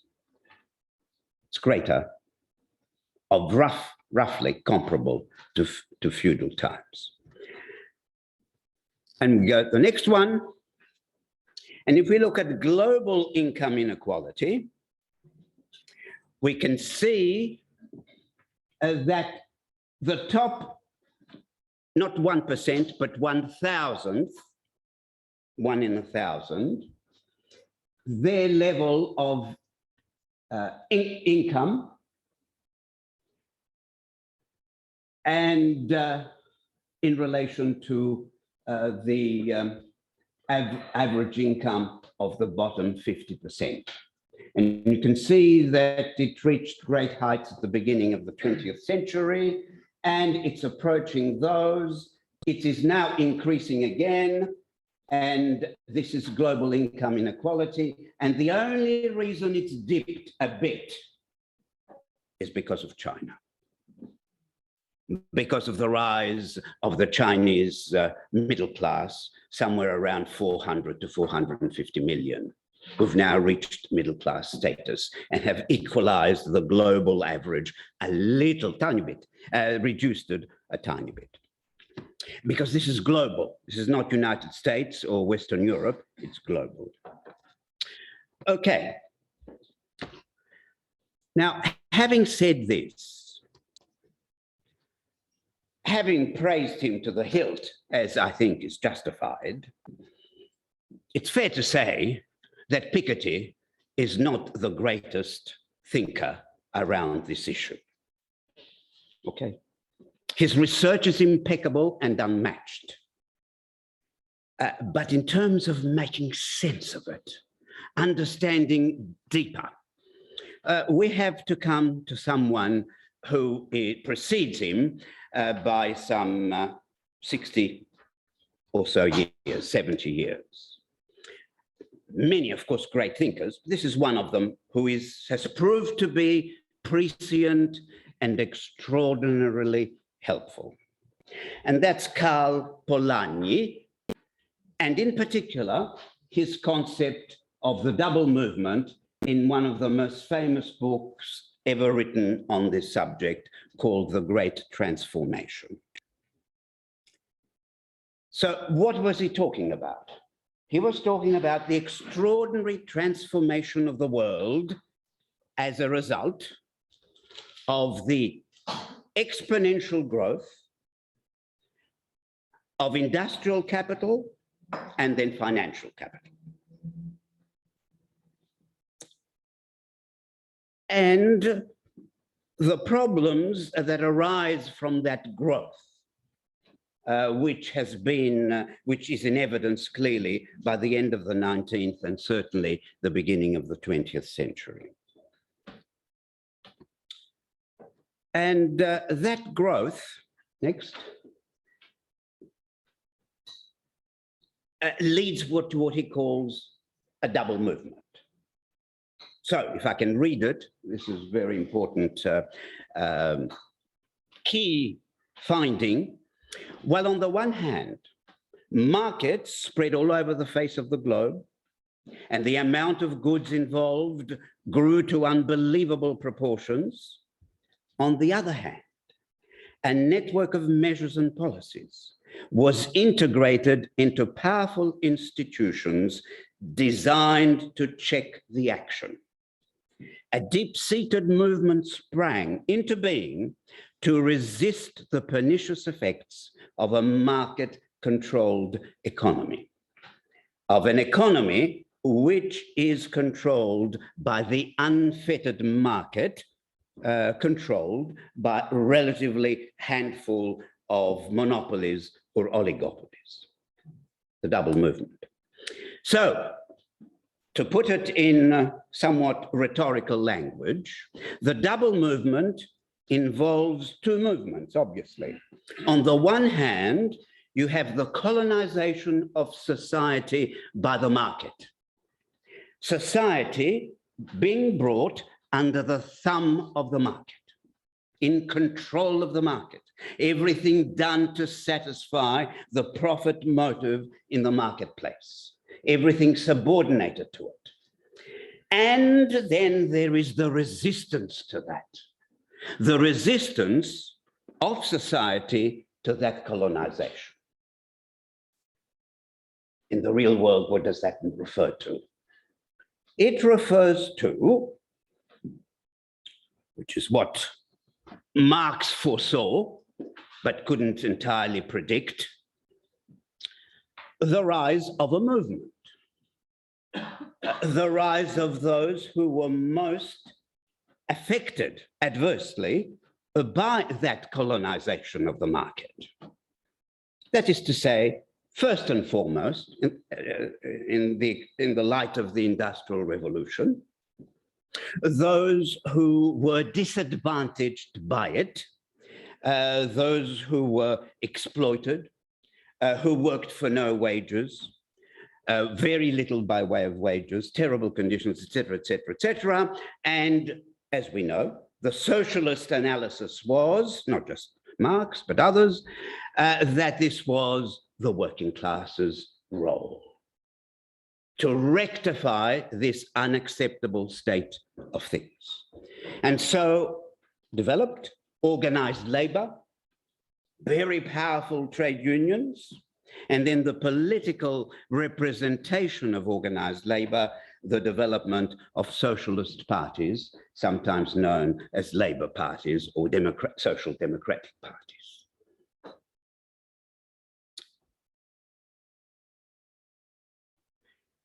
So that resistance, next, took different forms. Yes, and after that, I've read that, so after that. So resistance took different forms at different times, different places. It didn't work exactly the same way everywhere. In Australia, in Britain, in France, in the US, in Germany, and so on. There were differences to do with a national experience, history, etc. But they had one thing in common everywhere, one thing in common, everywhere. The idea was to tame, to control, to civilize, to humanize the market, to bring it to somehow to a place where it could still satisfy human aspirations. In the Western liberal democracies, we know what that meant. It meant labor laws of various kinds. It meant an industrial relations network. It meant the rise of social democracy, as I've just said, an increasingly powerful voice of organized labor, demand management, and the pinnacle of that achievement, other than legislation regarding labor, employment, etc., working conditions, wages, and all the rest. The pinnacle was the welfare state. The welfare state. And all that that includes, increased public spending to deliver health, education, transport, this, and this. At its height. 1950s, 1960s. And elsewhere, different approach, centralized planning, state ownership of the means of production, which then entered which had its climax rather quickly in the Soviet Union and in a different form in China, and went through then some very difficult period, very difficult stages. Eventually, it's undoing in the former Soviet Union, and its transformation to some extent in China. Okay. This is very important to understand what is about to follow. And Yanis skirted around this question because it is so difficult. I don't blame him. How was this double move, and why do I discuss this double movement? I hope you've seen it while we discuss it. If the gains of the early 20th century, late 19th and the first half of the 20th century are virtually undone, what is the counter movement? Where is it? Where can we find it? Is it still the socialist idea of the working class? And if not, what? Where? How? Yanis doesn't give us an answer. Now, there is one figure which is fascinating. Not a scholar, trained academic, but a politician of the first order, who dealt with this head on in this initial counter movement, most obviously after the Great Depression.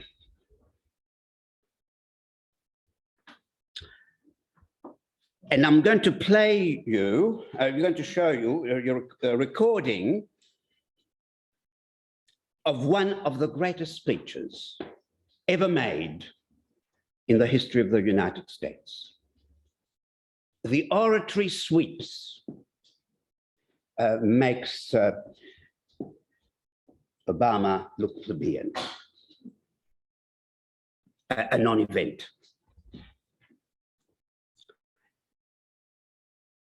But the problem is we mustn't allow it to be swept by the oratory. Mustn't allow it, because behind it is this extraordinary depth of thought and an extraordinary capacity to relate it to people who know nothing about theory. So you will see, and I want you to follow it in detail. Every word he uses, you could write half a book. You don't have, everyone who listens doesn't have to understand it all, because it's so simple and straightforward. But I want you to realize that there's so much depth. And so he paints a vivid picture of those who will constitute the counter movement. And he paints a brilliant picture in just one sentence of those who constitute the movement to colonize. The movement to colonize and the movement of resistance to colonization. Of course, it's economic, and the resistance is political. Who they are. And he explains, Yanis does tell us a little bit about that, the struggle that is involved between those two movements. Now, this is no ordinary person, right? I'll tell you more about who he is, but you probably guess. Who is it? Who? Franklin D. Roosevelt. So we're now going to hear from him. It's an old recording. It is the eve of the presidential election 1936. It is the climatic speech that he gave, right? At midway, we can't stop it. There's ovations on. Don't be sidetracked by any of these frills. We want the ideas to seep in because they took hold. All right? So let's see how we go. Tonight, it's a bit crackly. We'll do our best. The roll. The role of While we're doing that, when is the presidential election in the United States held? tonight, Yeah. I call the roll of honor of those who stood with us in 1932 and still stand with us today. Written on that roll of honor are the names of millions who never had a chance. Men at starvation wages, women in sweatshops, children at looms. Written on it are the names of those who despaired, young men, young women, for whom opportunity had become a will-o'-the-wisp. Written on it are the names of farmers whose acres yielded only bitterness, businessmen whose books were portents of disaster, homeowners who are faced with eviction, frugal citizens whose savings were insecure. And important, the next one. Written there in large letters are the names of countless other Americans of all parties and all faiths, Americans who had eyes to see and hearts to understand, whose consciences were burdened because too many of their fellow beings were burdened, who looked on these things 4 years ago and said, this can be changed. We will change it.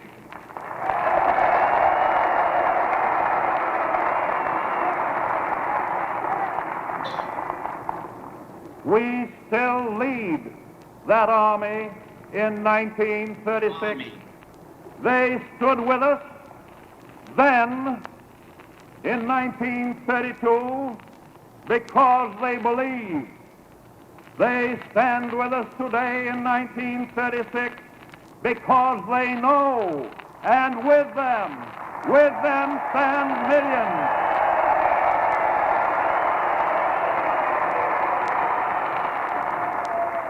Yes, with them stand millions of new recruits who have come to know.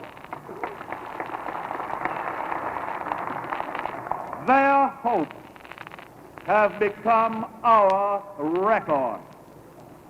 We have not come thus far without a struggle, and I assure you that we cannot go further without a struggle.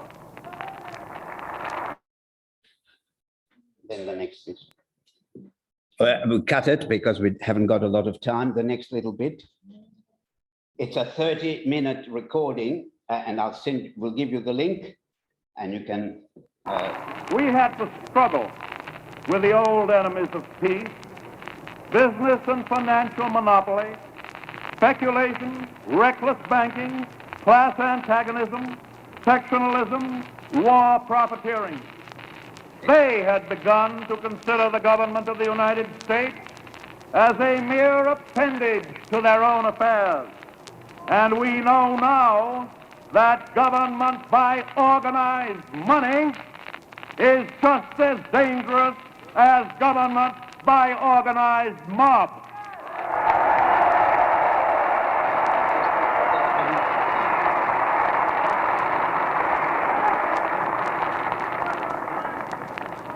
Never before in all our history have these forces been so united against one candidate as they stand today. They are unanimous in their hate for me, and I welcome their hatred.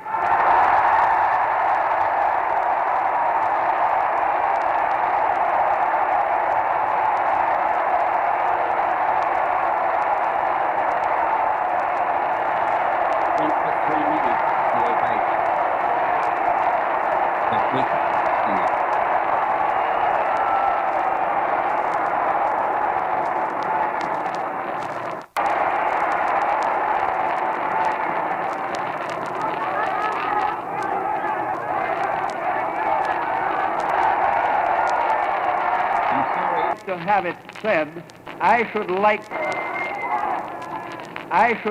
to have it said of my first administration that in it the forces of selfishness and of lust for power met their match.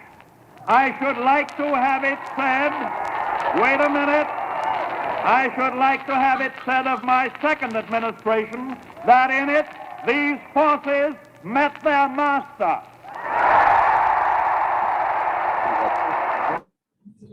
Okay. And a week later was the election.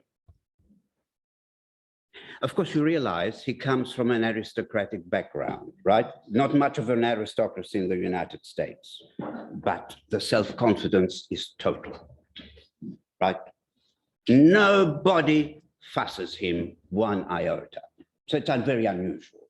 But he wouldn't have been there unless there was this extraordinary movement of people that he named the roll call. He named them in detail.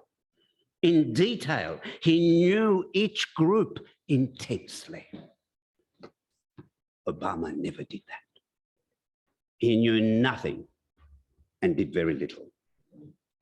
All right, the election happened just after 7 days or so later, and that was the result.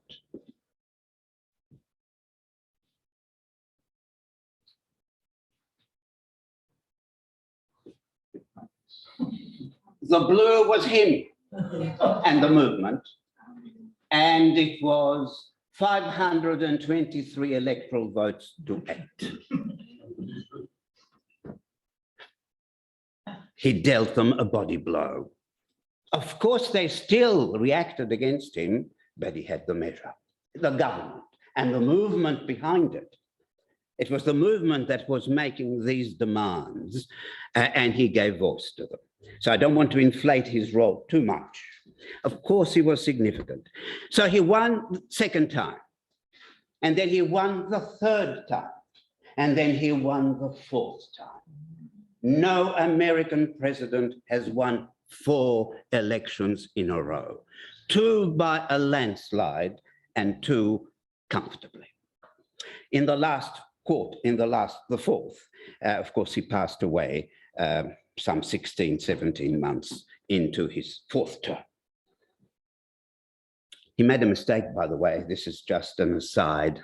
He made a mistake, an error of judgment, but it's understandable. For this last term, his 4th term, he chose a running mate, as every candidate, presidential candidate does, and he chose Truman. It was a terrible error of judgment, and the world has paid a price. The man who first used the nuclear weapon. And he said, very clearly, must never, never be developed or used. Okay, it's a complex story. That's a separate story. All right, now, yes. Didn't he also set up a tax rate of something like 96%? We'll have a look at this. All right, next slide. Now, this is Piketty. So it's the most reliable data we have. This is the United States, 1910 to 2020. And look at 1930 to 1943. Not the nominal rate, which was set that high, as you just said, but the effective rate. After all the deductions and loopholes, it was still just under 80% of your income. He fleeced them. I'd say he, but just as, to make it come alive, the administration, just in case the High Court was to cause any trouble, he neutralized it. It was just from the position, because he warned them. He had control over both houses. He warned them, you line out of step, I'll expand the High Court and double its membership. Just said that. And that was it. They went quiet. They went quiet. And you can see what has happened ever since. Yeah. So, the question arises, this is the $64,000 question. There was a very powerful movement, and there were, this was the most dramatic, right? It happened in the United States. It happened in the society that was, capitalism was another name for it, unfettered capitalism. And yet, this is what happened.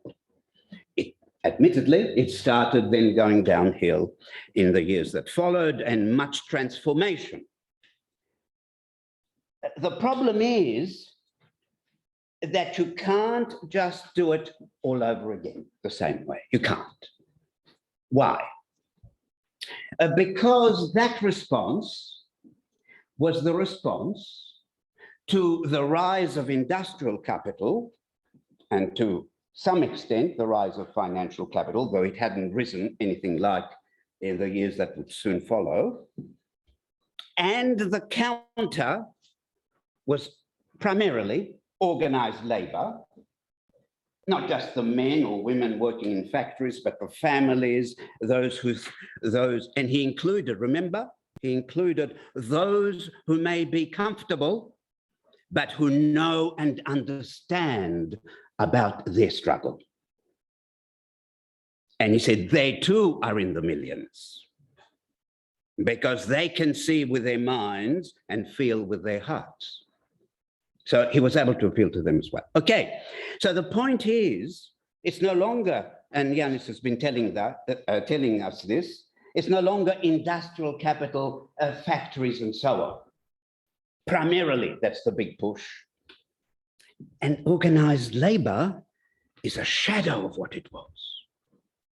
Shadow, a pale, pale, pale shadow. So it can't be organized labor, and it can't be a counter movement against industrial capital. So let's for the moment say that Yanis maybe has something which is right, which is techno-feudal capitalism. Where is the counter movement? Who? Who? You're going to answer that question in a minute. Joe, Yes. can I ask a question? Yes. On this? Taxes are not a revenue source in isolation for governments. They're supposed to serve a purpose. Yeah. And theoretically, Roosevelt and the administration were going to invest. Well, what did they do with it, and how? And what can we learn about what they did with it, and how did they invest to protect the role of honor for future generations? Well, they did the various things that we know were also done to a greater or lesser extent in UK and much of Western Europe and in Australia. Same things, different pace, different arrangements. So there was a dramatic increase in revenue through a high rate of taxation of the rich, number one. Number two, phenomenal increase in public spending. And all of America's infrastructure, virtually to now, is what Roosevelt's period built. And that's why it has seen better days. Much of the educational system, much of the public transport system, such as it is, and of course the United States is a much, much bigger place now, population-wise, than it was in Roosevelt's time. The educational, the health system, et cetera, the infrastructure, hardly any substantial innovation occurred in the period that followed. Very little. The one exception is the short period of Lyndon Johnson's The Great Society, which lasted a few years and unfortunately then fizzled. Yeah, that was one. And then legislation, regulate. What kind of regulation? Regulation designed to either prevent or curb pernicious practices of all kinds in the workplace, in in the banking system, this, that, and the other. So that's what he did. He did it in a fairly, he did. His administration, together with Congress, which was largely controlled by the Democrats, certainly in that election that you showed, he had complete control of both houses of Congress, complete control. So there were possibilities that have not reappeared since. But anyhow, the point I'm trying to make is we can't say, oh, let's do a Roosevelt all over again, because it was a completely different context. We can learn about some principles that you have to be very clear as to what is the nature of the problem you're trying to deal with. He calls it the lust for power and wealth. Where is that identifiable? Where is that located? And to the extent that you see it as an evil that can do enormous damage to people and environment, how you respond. Now, the problem, and again, Yanis mentioned one of them, the problem is that you can't respond by saying, and in Australia we'll have this legislation, or in Greece we'll have this legislation, or in France we're going to have this legislation. And that be the crux of your answer, because most of the structures of capital are now global. And if you do something about it here in Australia, they're going to go elsewhere and punish you. Punish, punish, punish, until you surrender. Simple. And that's what they did with Greece. And what he had to deal with, as you know, I don't know whether you know the basics of the story, the pushback was so powerful that in the end, his prime minister, who had invited him to be finance minister, disowned him. He couldn't handle the pressure. And he was, in fact, the casualty, even though the position he took got 60% in the referendum. Okay, and the point is, one thing that demonstrates is that it can't be done just in Greece, just in Australia, just in Victoria, just in the Solomon Islands. It can't be. Well, how could you handle climate change that way? How could you handle COVID that way? Et cetera, et cetera, et cetera. So there are conundrums. I don't pretend to give you answers to them. There are conundrums. So let's go to our questions. Next slide. To understand the question is at times even more important than coming up with an answer. So the reason why I'm asking these questions is not because you're going to get the final answer, but because it will get us thinking. So that's the first question. So I want you to tell me, do you think from where you're sitting now, that an alternative to what is and what's happening in the United States is replicated to a greater or lesser extent in most other major economies? Is an alternative desirable and or possible? Who would say it is desirable? Come on. Possible. No, that's the hard one. It might be desirable, but not possible. Who thinks it is possible? Online. Hands up online or whatever. Yes, possibly yes. Those of you who are online, please hands up if you think it's possible. Can we see them? Okay, all right. That's the easy question. Okay. Next question. They get harder. Oh, no, one question at a time, if it's possible. I think. I'm sorry.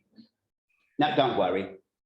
If they come as one, now let's stop there if we can. We'll see. All right, harder. What would this alternative, in your view, online people and participants here, look like? You say it's desirable and it's possible. It seems to be a lot of hands. What would it look like? What do you envisage? What do you visualize? Come on. The welfare state. The welfare state? Yes. Okay, the welfare state. International network of cooperatives. International network of cooperatives. No billionaires. No billionaires. Anything more? Open source government. All right, sorry? Open source government. I can't hear you, sorry. Open source government. Okay, Regulated transnational corporations. beg your pardon? Regulated transnational corporations. All right. Who would make the decisions to do these things? How would they be decided? Let's have this. The nation state. The nation state. Which nation state? I think it would be, look like People, people in communities where they large or small, communities. changing. Communities, small communities. Or with links, large. Okay, others? Global governance. Sorry, I can't hear you. There needs to be global governance. Global like governance. United Nations, but for regulated. No, communities. Other ideas online? The idea of Jubilee, a time limit on the accumulation of amassing of wealth. And who would place that restriction? Oh, World Bank.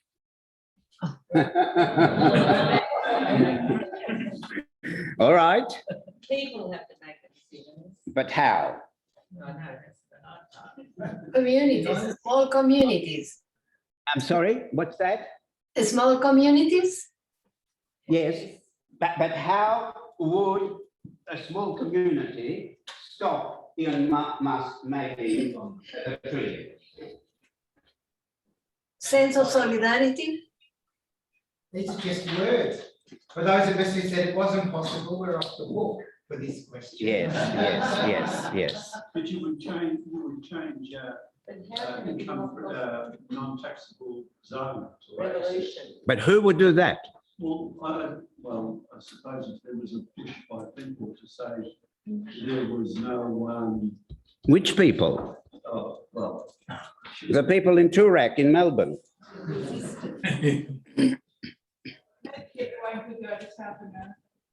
If we've agreed the answer cannot come from within a nation state, you're going to have to think of a way of coordinating it beyond it. I think I disagree. I think, well, it's executive government as they do now, and just, they can pass legislation.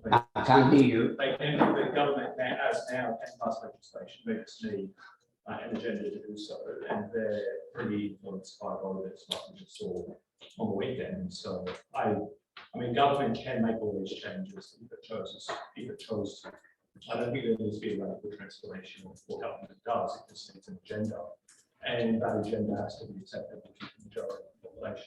And if it's not, But can it be done within national boundaries?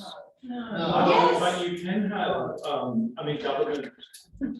I think an example would be tax policy. So governments, obviously, there has a working party taxation, and which tries to harmonize laws around international taxation. So that's again, it depends on governments to make a agenda to see how that works.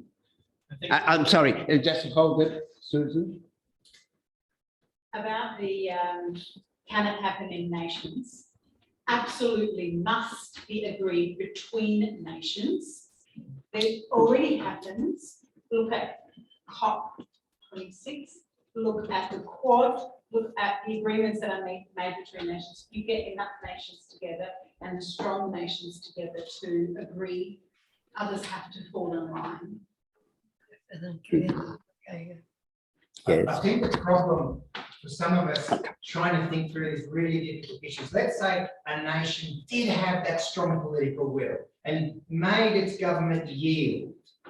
The punishment afterwards from a global corporation would be monumental.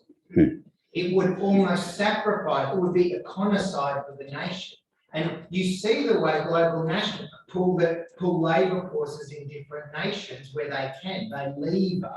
So it's not inconceivable and a national government would be made to heal, but it's what would then happen after that. That's the next very difficult step if you're thinking it can be solved inside. That's my thinking at this point. But that's not an answer. No, just before, no, Eddie first.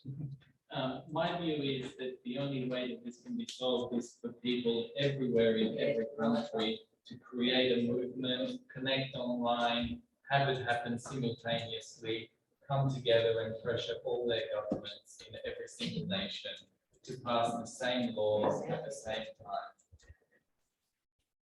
time. Okay, sorry, Chris, yes. I think it has to be international, because when Australia tried to make Facebook pay for the news items it shows online, they just closed Australia down, and Australia capitulated. The example there, which is, useful, is that you had in Greece a fairly radical socialist government with a socialist prime minister and Yanis as the finance minister, invited by the prime minister to be finance minister. And they faced international institutions. I named them in the introduction to him. And they were the European Commission, the body which manages the European Union, the European Central Bank, which has overview of the central banks of every member state, and the International Monetary Fund. See, finance is the Trojan horde inside these institutions, right? So poor little Greece tried very hard. They put the package that was put to them by the Troika, these three institutions, to the people, and it was rejected by 61%. And within 2 weeks, he was dismissed as finance minister. That's it. We've surrendered. The pain's too great. Now, I'm not saying they couldn't have resisted more. Maybe they could have. But you can understand the problem that happens when a little David and Goliath does it on its own. Even though it has a very committed leadership, under this extraordinary pressure, divisions are created inside this committed group. Because people say, one will want us to go this way, one wants to go the other way, one wants to, the pressure is so enormous. Will we survive? Will we still be alive tomorrow?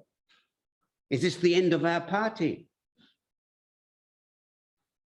This particular package is terrible, but the alternative is just as terrible. We're looking at 40% unemployment.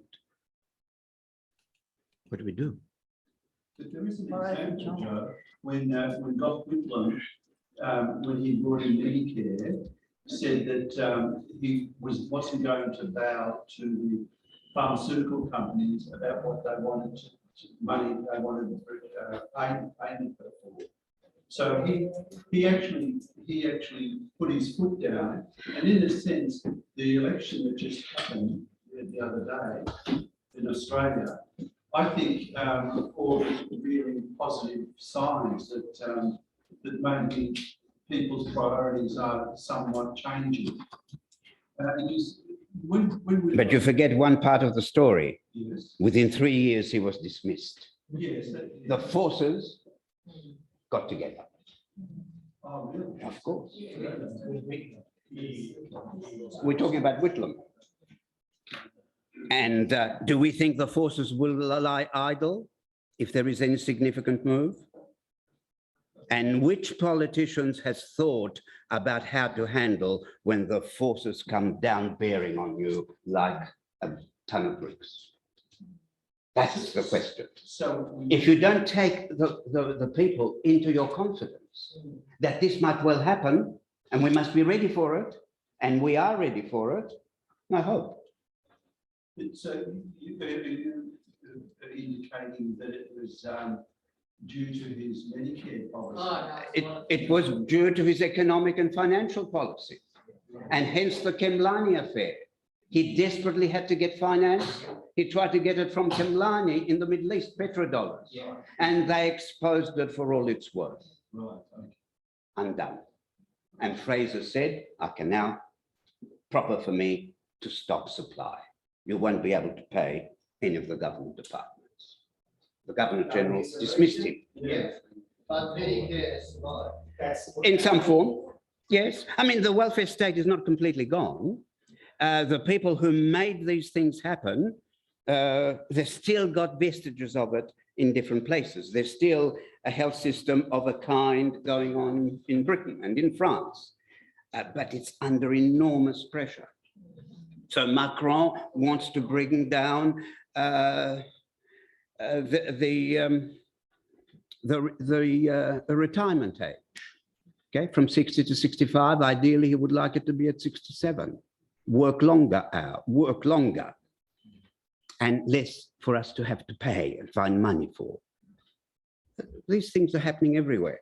So this movement, if we go to the last slide before the questions. Oh, no, let's face some questions. We've anticipated question 3.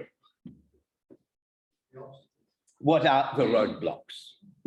You can't have policies or visions without making an integral part of your approach a detailed analysis of the roadblocks. That's what Roosevelt had. He had every corner blocked.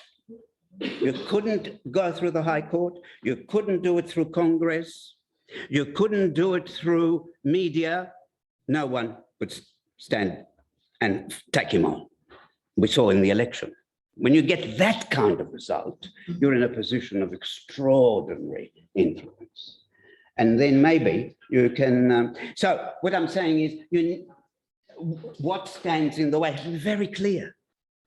What is the power? How much power am I up against? And then you have to say, and this is the countervailing power we're going to bring to the power that wants things to remain as they are. And if you don't do that, you're not serious. And most of the social movements, to be frank, even though I belong to many of them, are not serious. They are not prepared to do the calculation, what is the power arraigned against what we would like to see happen? What are the roadblocks? What are the hurdles? And I've said it before, it's like an athlete entering a hurdle race has no idea what the hurdles look like. Absolutely not. He's never been in such a race before. Win the race, please. Impossible. You've got to know a lot about the hurdles, and you have to have a strategy for handling the hurdles. Of course, there's always the unexpected, but you've got to have some strategy to begin with, which you then constantly review in the light of new circumstances. Now, the point is that I don't think you're owning up to the problem that you had a very powerful force in organized labor and its representatives, political representatives, who thought these things through in fine detail, right? And they had some gains. What's the equivalent? No one has said to me yet, and I don't blame you, I haven't come up with it. No one has come up with it. What is the equivalent of organized labor of 100 to 60 years ago?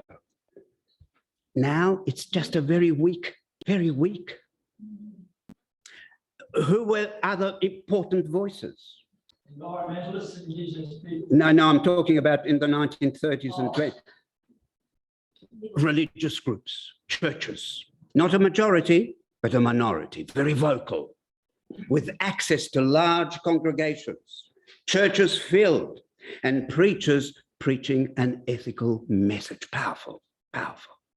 So there was this kind of unspoken alliance between organized labor and powerful forces that raised profoundly ethical questions.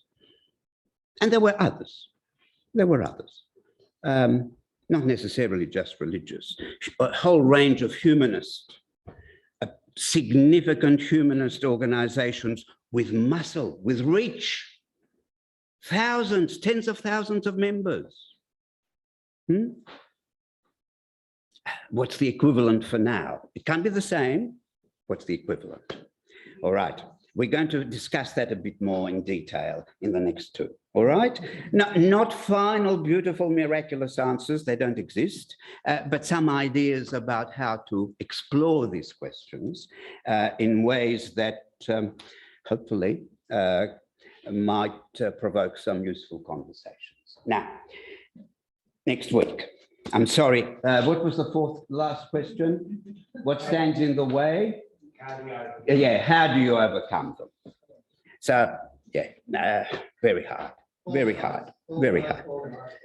Okay, now, next week, you're all, the 29th of this month, indelibly printed in everyone's mind. I hope the online people are listening. You're going to send me by email your reflection, brief, few points on the conversations you have had. You're going to do that. You're going to have 3 at least conversations. I've sent everybody some updated guidelines in the light of the discussion we had, some useful suggestions. I've incorporated them. So we want to hear what the 3, ideally 5 conversations you've had and how they've gone and your reflections on them. Because that's the stuff of which any suggestion of social change will ultimately hang upon. Okay, so there's that.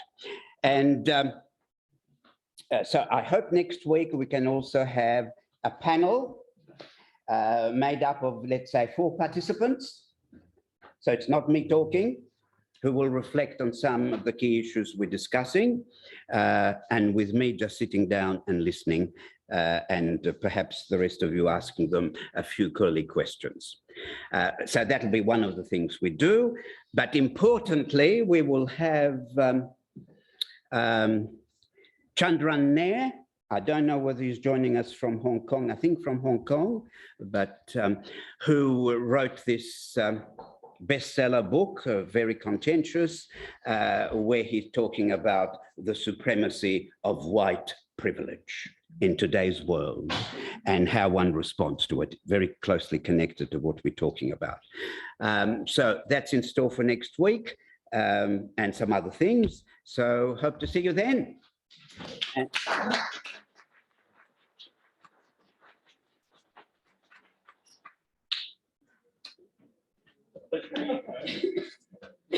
Right.